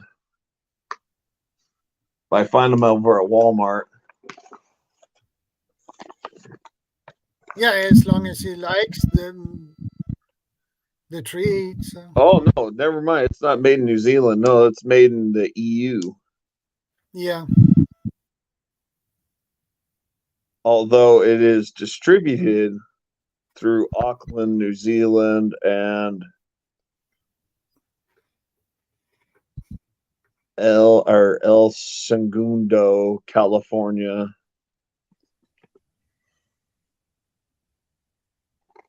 Bonkers.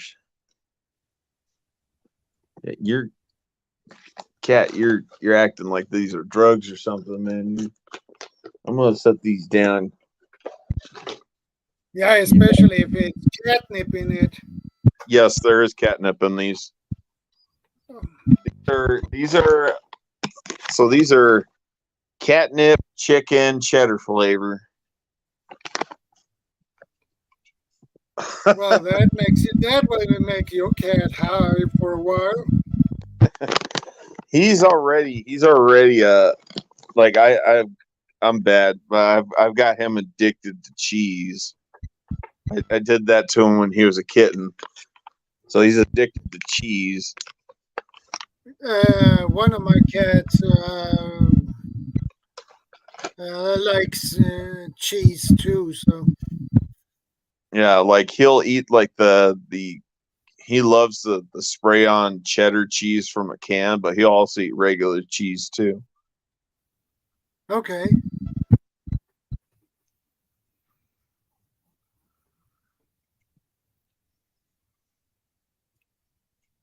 But you should not give the cat too much cheese. Yeah, because they become lactose intolerant at a certain age after being a kitten. Yeah. Yeah. Okay, Glenn, take care. care. Stay safe. Thanks for stopping by. I appreciate it.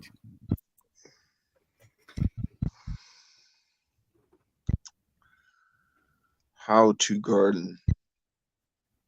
Yeah, his Right. name is Glenn. I'll have to check him out sometime. Yeah, Maybe I can get some pointers of what to do, how to get my garden set up, because I would like to set up, even though I'm living in a rental house, I would like to get a yeah, garden set up over here. I'm still clearing off the property right now. Like there's yeah. That, of overgrowth that should have never been here. It's been allowed to go this long, and I say no more, and I'm cutting it all out as best I can because some of these damn trees are growing up into the coaxial cable that supplies the internet to my house. yeah, I saw that video. Yeah. I gotta go Yeah, out. you really need to get that down, take that down. Otherwise, you will have serious problems. Yeah. I'm just glad I got that vine down off the side of my house because, like, I had like several trumpet vines growing up alongside of my house, Yeah, and it was so bad that the roots were actually springing up little trumpet vines on the inside of the house into the garage, and some of the vines were poking through the attic because it was growing yeah, up underneath the house and growing into the attic. And I was like, no, this has got to come down. Like, this can't be allowed to grow here any longer. This is causing all sorts of, like if you're seeing vines poking through different places, there's no telling what kind of damage that it's doing to the foundation of the house. yeah, Like people think, oh, this looks really beautiful. It's growing up on the side of the building. Yeah, but it's causing a bunch of damage to the building. Like every time, those vines freeze during the wintertime, they expand, and it's like putting hydraulic pressure on the brick and mortar and everything like that, and on the foundation itself because the water inside expands as it freezes. And so that damages everything. yeah, Like I said, like I live in a brick house. I don't live in a stick built home with a timber frame. yeah,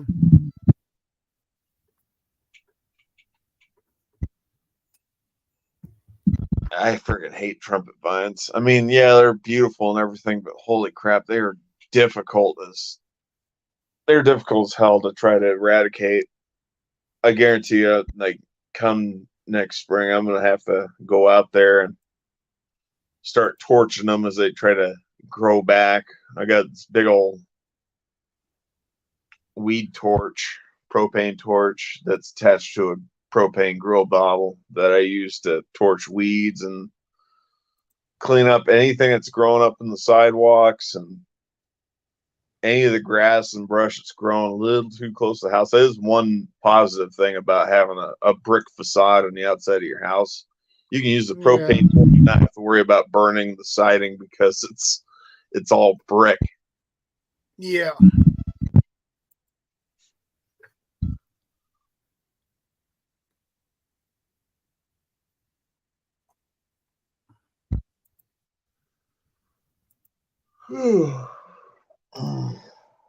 I have to remember I'm only operating on like 3 or 4 hours of sleep. That's all right.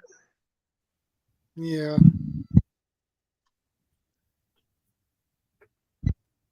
I don't know. I'm still debating if I'm going to go out today. I mean, it is Veterans Day. Yeah. So if I can't get at least one free meal for being a vet. Yeah. I don't know. Like I said, not that I need to go out there and do it.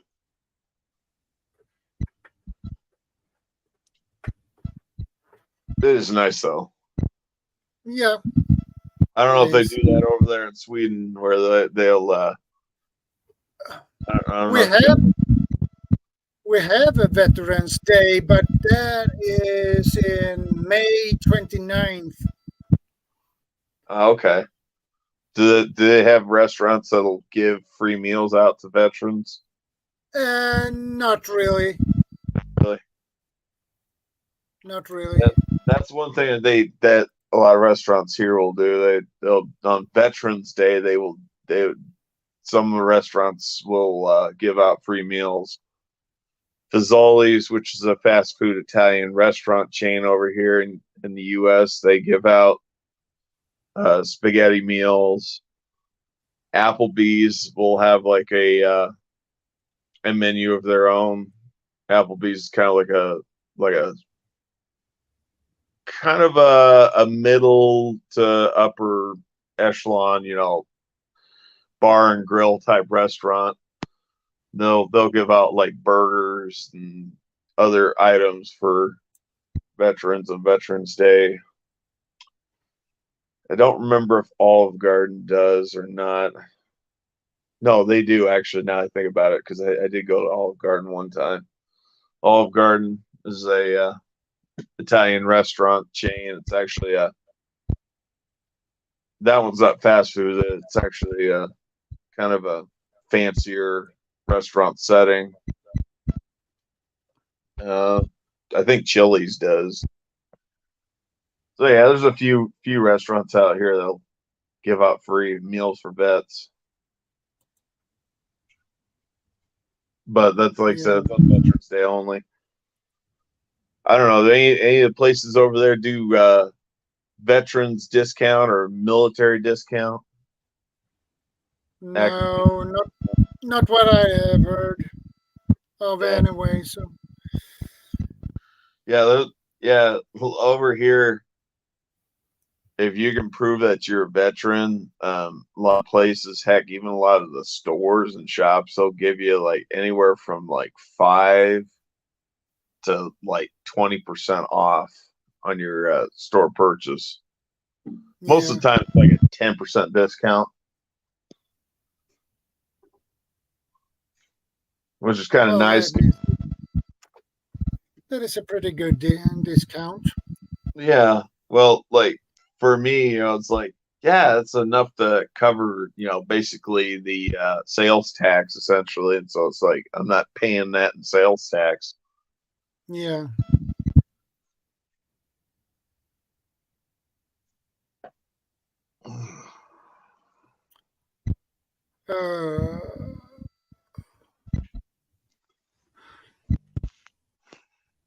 I don't know, man. I'm running out of stuff to talk about. I feel like I'm hijacking your show. It's okay.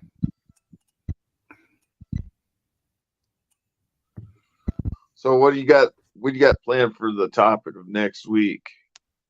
If I ain't busy. I don't know yet. Don't know yet. I'm sure you'll send me a message on Instagram. Yeah. Sure wish Bob would have an Instagram account. I don't need him to post anything. I just need him to have the account so that way I can talk to him. Like I talk to you. Yeah. Wherever we're not on a live stream. Yeah.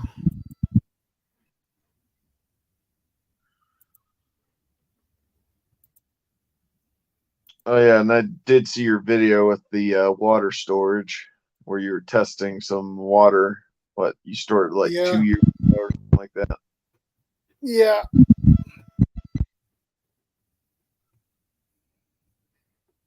Those some still drinkable. Yeah. But we have very high quality on our tap water here.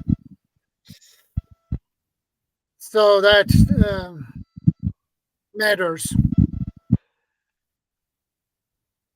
Yeah, that I've noticed with like the bottled waters that come from yeah, really from Sweden and Denmark, like they're really like high end waters. Like they're expensive here in the U.S. to buy them.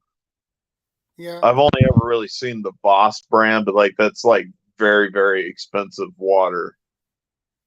But like it's one thing they don't play around with is like trying to make sure that it's like the purest, most best tasting, most refreshing tasting water you have ever drank.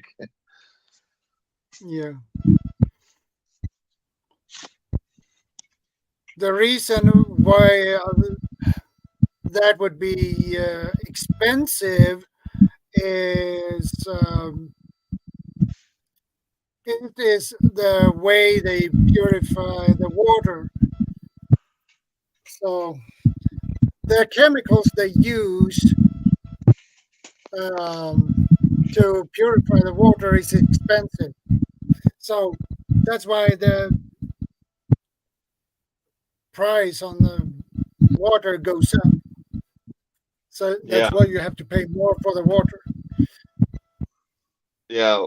Like I want to say like a 500 milliliter bottle of Boss.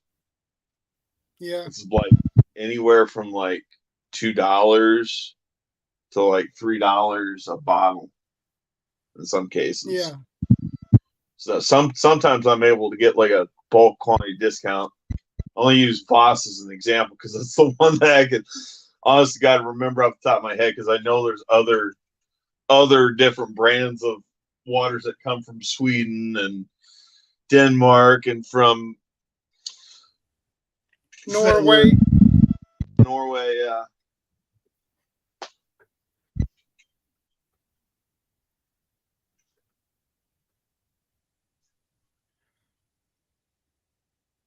I'll have to check If out we the should do if we compare the U.S. tap water to the Swedish tap water, I believe we have much higher quality on our tap Yeah, water I was than gonna you say have. you're gonna be very disappointed with the U.S. tap water. Yeah, it's all right. It's good, but it's like probably not as good as your guys' water. Like it's acceptable, but we're probably gonna somebody coming from over there. They're probably gonna coming here to the U.S. They're probably gonna taste a lot more chlorine. It's possible they're gonna taste a little bit more fluoride in the water over here. Now, if Yeah, you're Michigan, USA, oh man, that's bad news. That's some really, really poor quality water. Like it's so bad. and the reason why the water tastes chlorine, bleach, or fluoride, something as Yeah, you mentioned, that is why, because they overdose the chemicals in the water when they purify the water. So they yeah, overdose it. So that's why you have that taste in your tap water.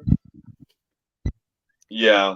Like I'm gonna say for me, I don't notice it because I've been drinking this water for so long. But I'm just saying for anybody that's coming to the U.S. for the first time and having the tap water, that's what they'll probably notice.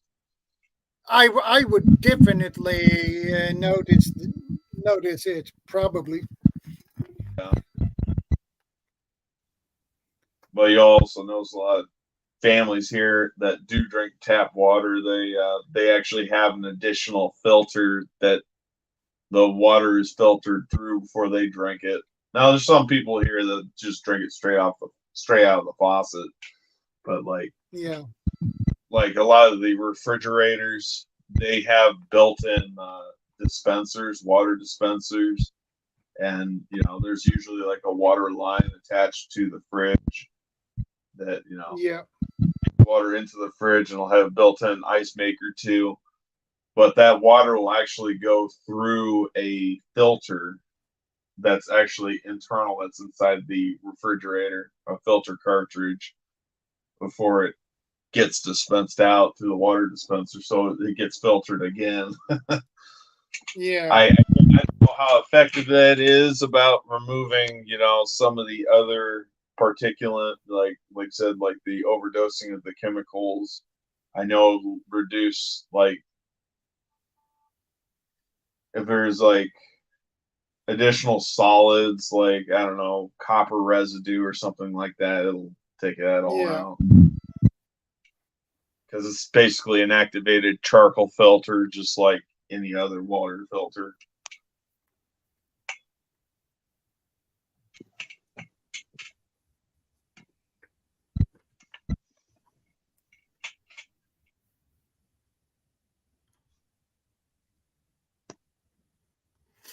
So that is why I probably can store my water for that long without any problems, as long as you store it in a dark, cool place. So yeah, that's the general rule of thumb with most water.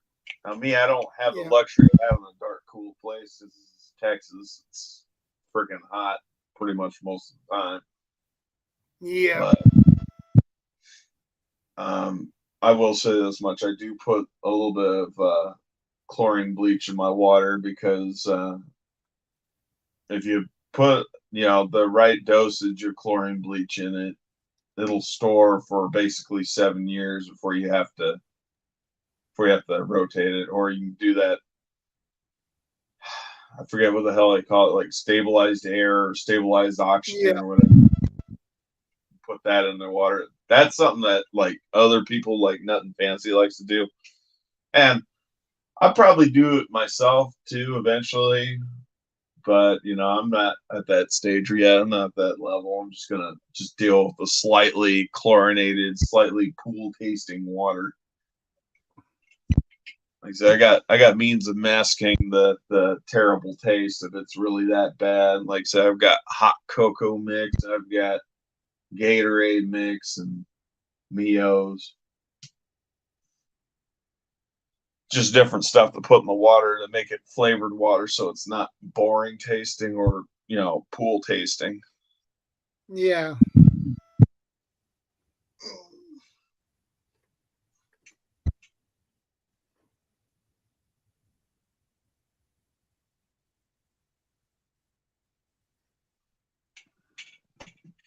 All right. The water I have stored, it smells good, and no odd smell or anything like that. So I am really surprised because I forgot to rotate my water. So yeah, and that's the thing. People are always saying, bottled water.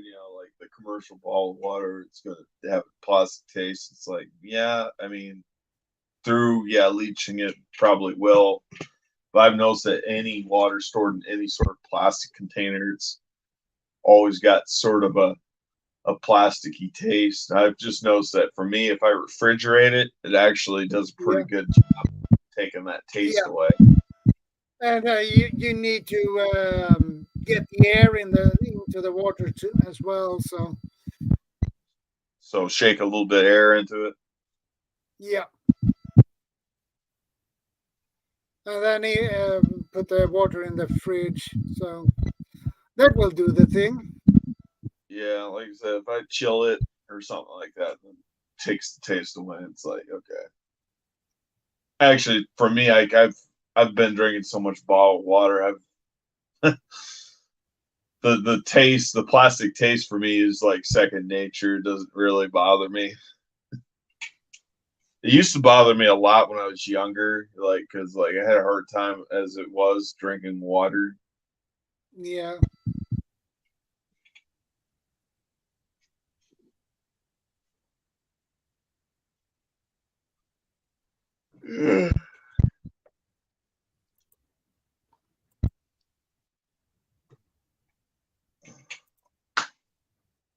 Yeah, I don't really have much else to add to this, man. Like I said, the code talking is kind of above my pay grade. It's not to say I don't have ideas. Well, it's a little bit over my pay grade too. So yeah, it's outside my wheelhouse. Hey, Gary.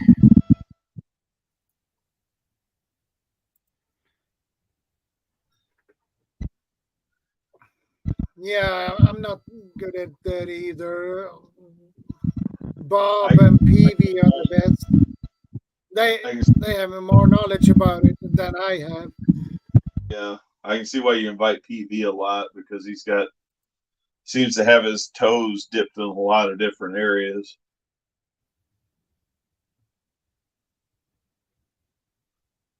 Yeah.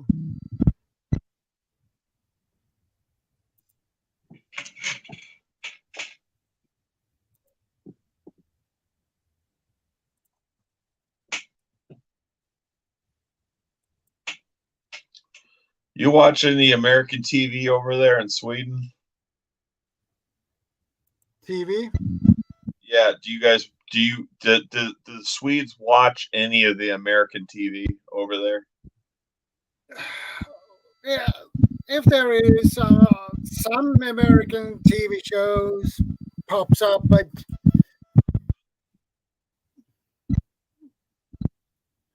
like we had when I was a kid, we had the Hill Street Blues. We Okay. had Benny Hill. And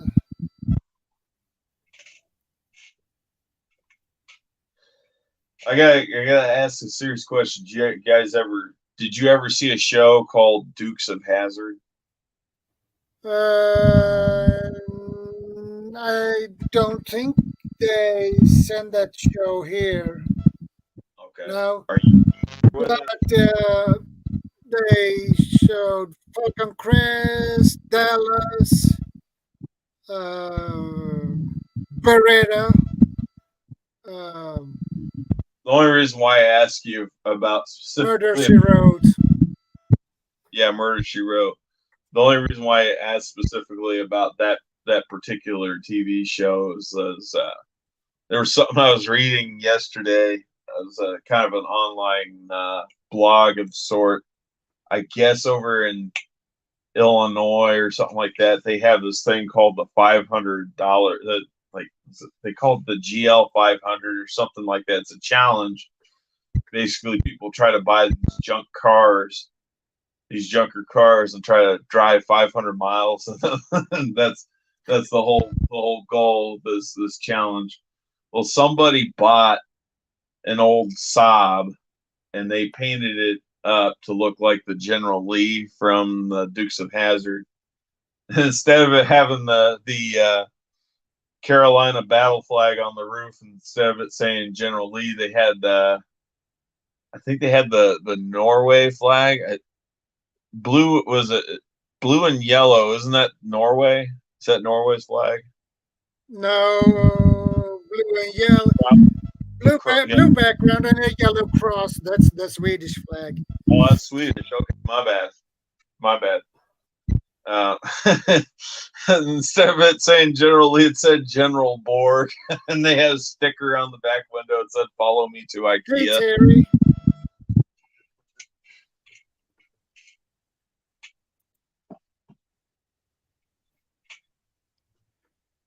Welcome back, Terry.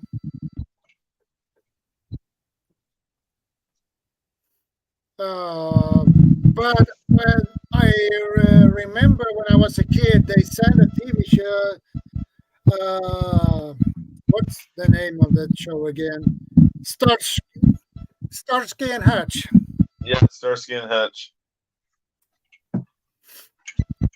I watched that show when I was a kid. I never got to see the TV show. I got to see the Ben Stiller and Owen Wilson remake movie. You know, it was kind of a goofy movie, but I seen the Starsky and Hutch movie with Owen Wilson and Ben Stiller that came out. And there was another one.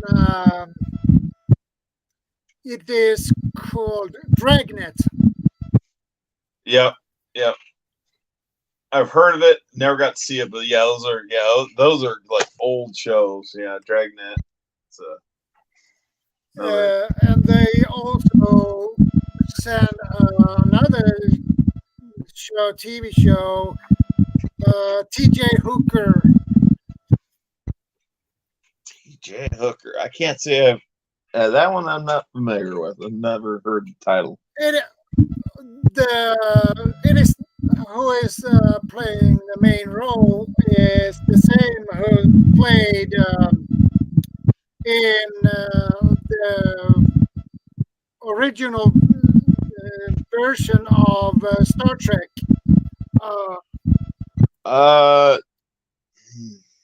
You're not talking. I'm trying to think of the guy's name. Shoot. Oh my gosh. You're not William talking about Shatner. Yeah, William Shatner. Thank you.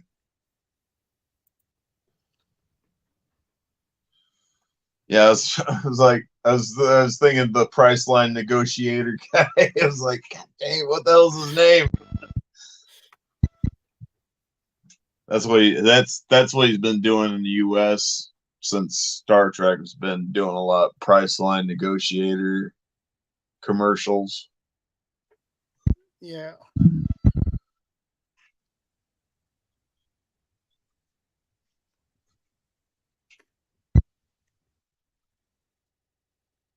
So yes, they showed a lot of American movies, TV shows here.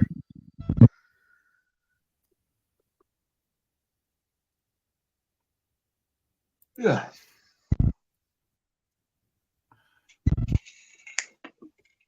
That's why I picked up the American accent. Yeah. From TV. Because we learn the British English in school, and when they show that many American TV shows and series and whatever, you pick that accent up. Yeah. Yeah, you're not the first one who's told me that. You just confirm everything that I've already heard. Just further. Yeah. It's like, it is kind of crazy to think that the American culture dominates the world that much. Just saying, in regards to just TV, what they see on TV. Thank you, Terry. Yeah, we learn English when we are young. We begin to learn English when you are around 9 years old in school. Yeah. Yeah, the only secondary language they teach students here is Spanish, and it's not really a mandatory language either. It's not even mandatory. You have no second language, but Spanish primarily over here, with maybe French.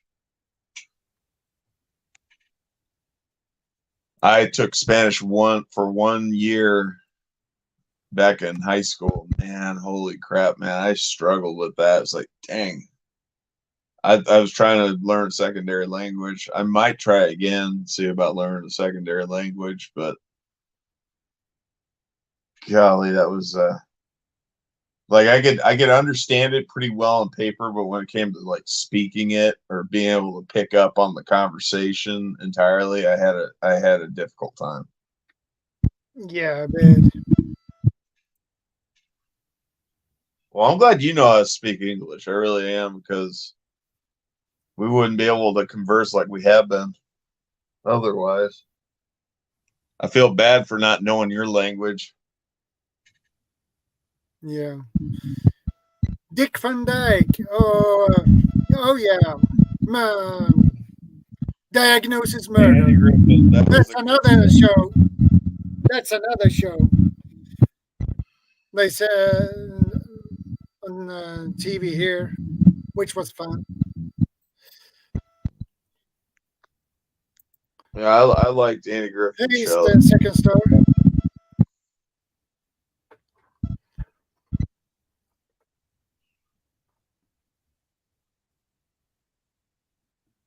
Yeah, I'm familiar with that Dick Van Dyke show. Yeah, Dick Van Dyke. Yeah. I'd seen a few episodes, but like I said, I didn't watch that much. Like I said, I'd seen more Andy Griffith than I've seen anything else because like they have reruns of that show playing here in the U.S. like all the time. Yeah, I bet.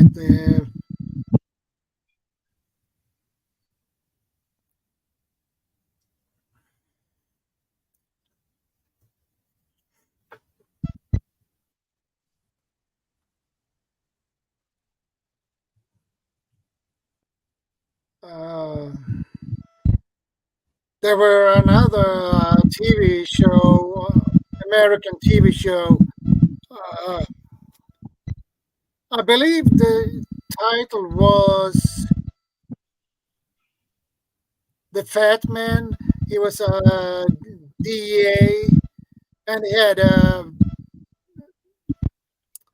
investigator named Jack. Huh.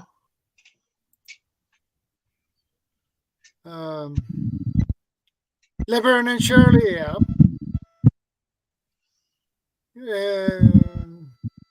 Magnum PI.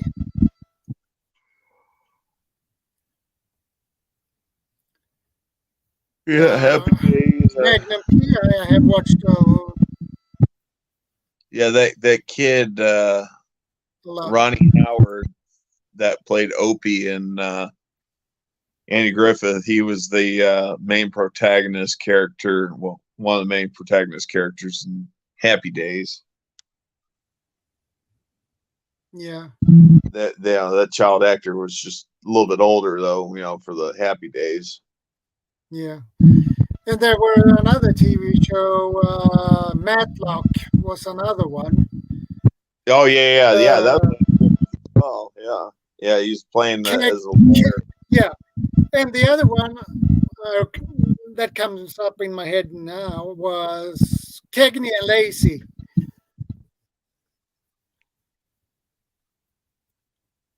Yeah, I can't say I've heard of that one. Yeah, I remember They sent that. it here. Charlie's Angels is another one. Yeah. Shoot. If I'm not mistaken, I believe one of the actresses that was in that TV show, she was also in the TV show called That 70s Show. She was, if I'm not mistaken, I think she was she was playing as the mother of Donna. I forget her name. I think she's dead now. Yeah.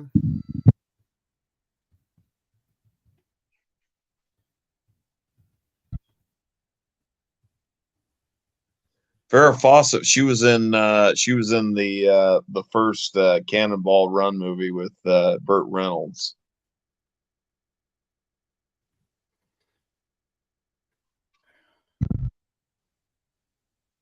Yeah.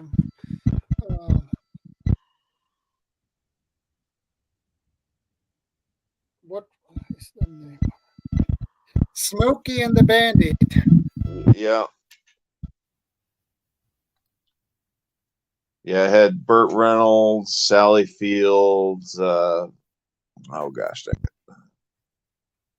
Jerry Reed, Yeah. oh gosh, dang, I'm trying to think of Jerry Reed, Burt Reynolds, Sally Field. Yeah. I'm trying to think of the actor's name, played the sheriff, Buford T. Justice. What the heck is his name? Oh my gosh. Gleason. Jackie Yeah, Gleason. Jackie Gleason. Yeah, Jack Gleason.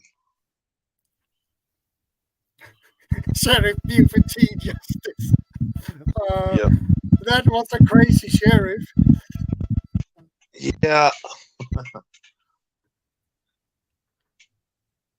Yeah. Jack Gleason. Not Jackie Gleason. Jack Gleason. Jack Gleason. Yeah.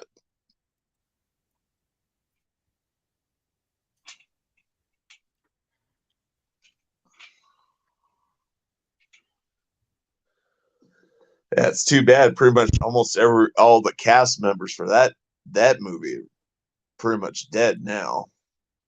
Jack Gleason died back in the 80s. Friggin', what's his name? Jerry Reed died back in 2013. And Burt Reynolds died back in September of 2018. Almost all the main protagonist characters are gone from that movie. Yeah. I think the only one who's left is we had this also sent a TV show, Bonanza. Western. Yeah. I don't know anything about it. Like I said, I've only heard about it. They showed also Gunsmoke and McCahan.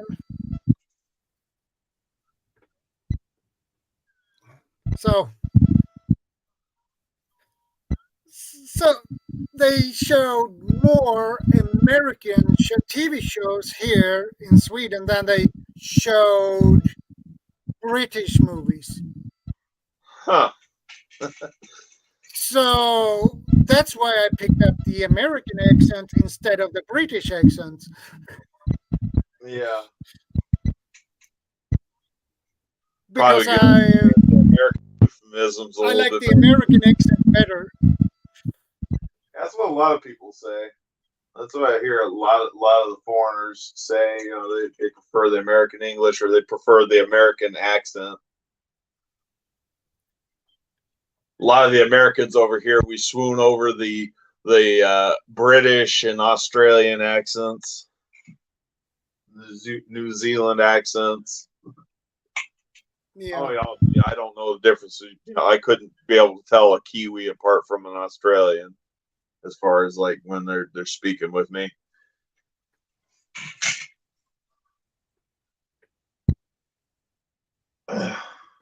But you know, to them, I'm just another crazy Yank.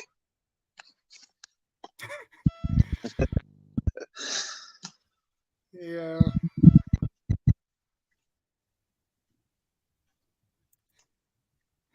Yeah, I know what you sound like, sis. I really do.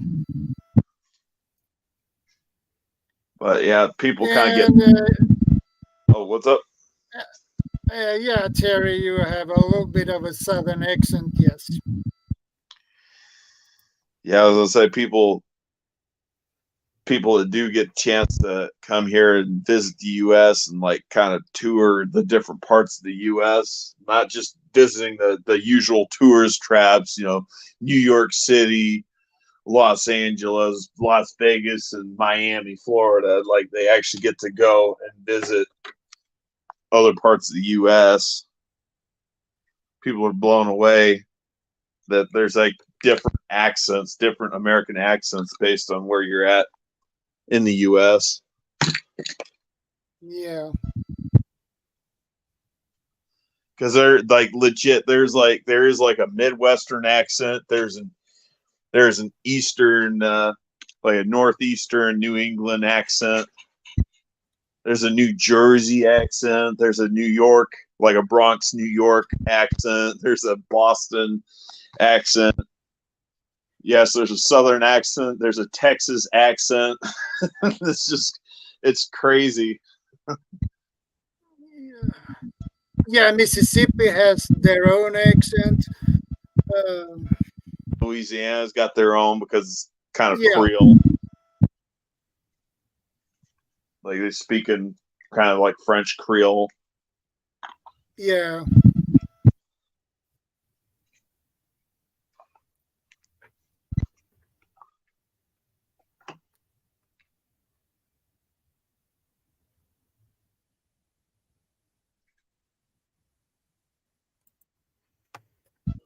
Texas comes with an accent, but I can't talk with somebody from up north, and I can tell they are from up north. Yeah, that would be a huge difference in the accent between Well, the I mean, southern and the northern. I guess for all the people from Texas, they know I'm not from Texas because, like I said, I spent like everything. I guess for them, I guess I am north. Spent a lot of my life in Missouri, Nebraska, and Colorado. Yeah, even if you're born in one state and then you move around and live in different states after a while, you pick up their accents. Yeah, you After a do. while. Like I said, mine's heavily like Midwestern accent. That's what mine is. Yeah.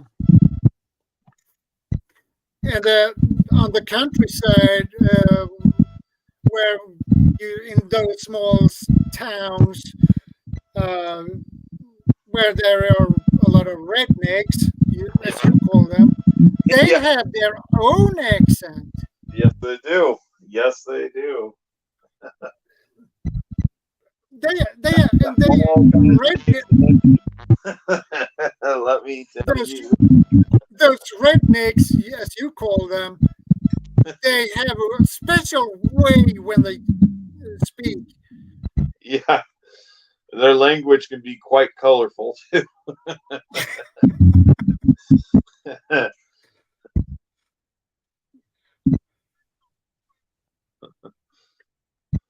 They sound like like a farmer, more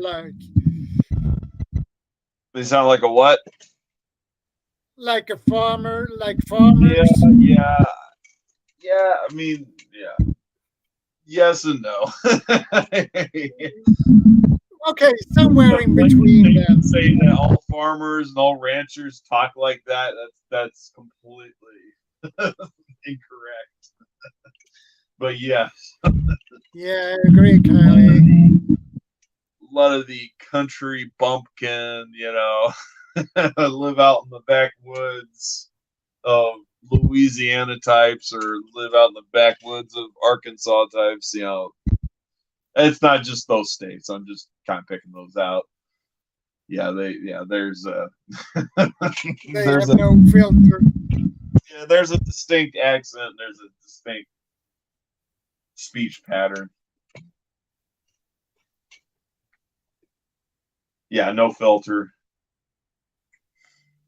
Couldn't even put a news camera on them because they'd have to censor out every third word that they spoke. You're probably correct about that. Oh man, the other night, man, I was watching the replay of a live stream somebody did a few years ago, and they were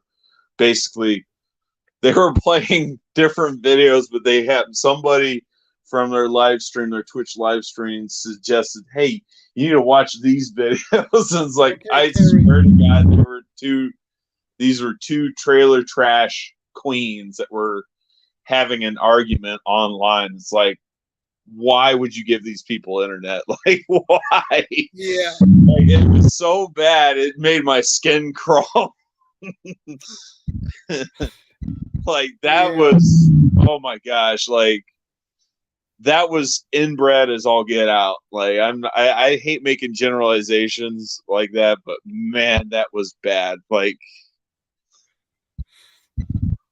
I could not stand, like, yeah, it was funny, but man, I couldn't stand listening to it anymore because it was bad. Some people, they need not to have children. Take their internet away. Yeah. Take their internet away and take their cell phones away from them, man.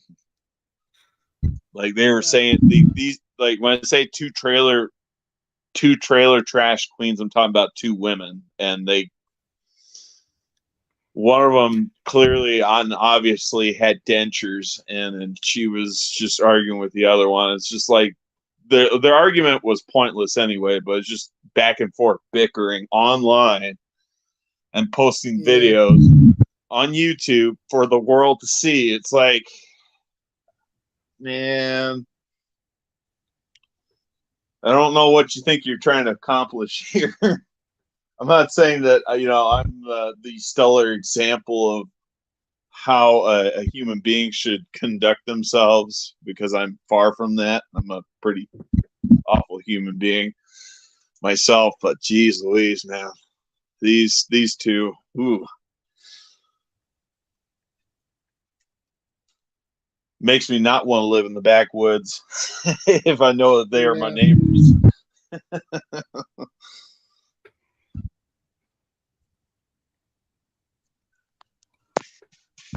All right. Well, phone's about ready to die. I'm gonna go ahead and I'm gonna have to hop out of here. I'm at like 28% battery, and Yeah, that will not last very long. So,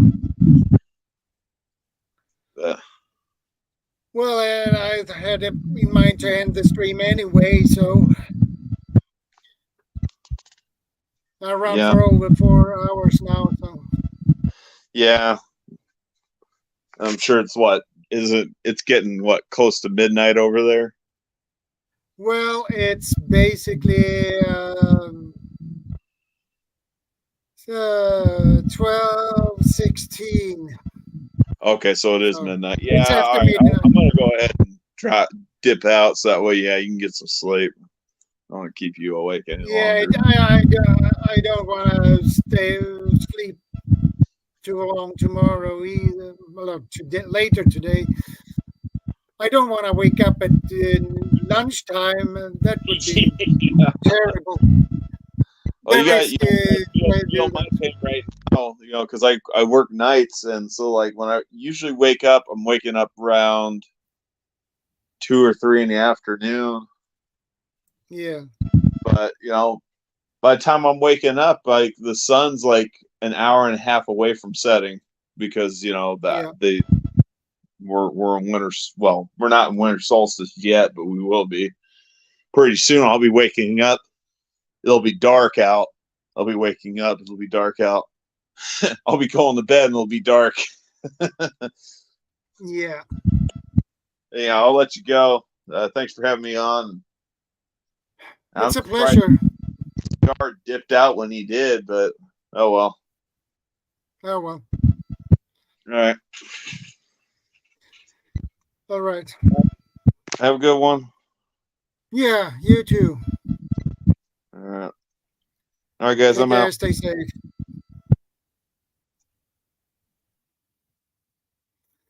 Okay, guys, we wrap things up. It's late here now, so it's 17 minutes after midnight. So I end the stream. Thanks, guys, for stopping by. I appreciate it, and I will see you next Saturday, same time, same channel. And you're very welcome next Saturday. And I appreciate that you stopping by and for the thumbs up and everything. So I hope you will have a nice day and a good week that is coming up. So take care, stay safe, God bless, and don't forget, stay prepared. And ShadowScoutSwede is out.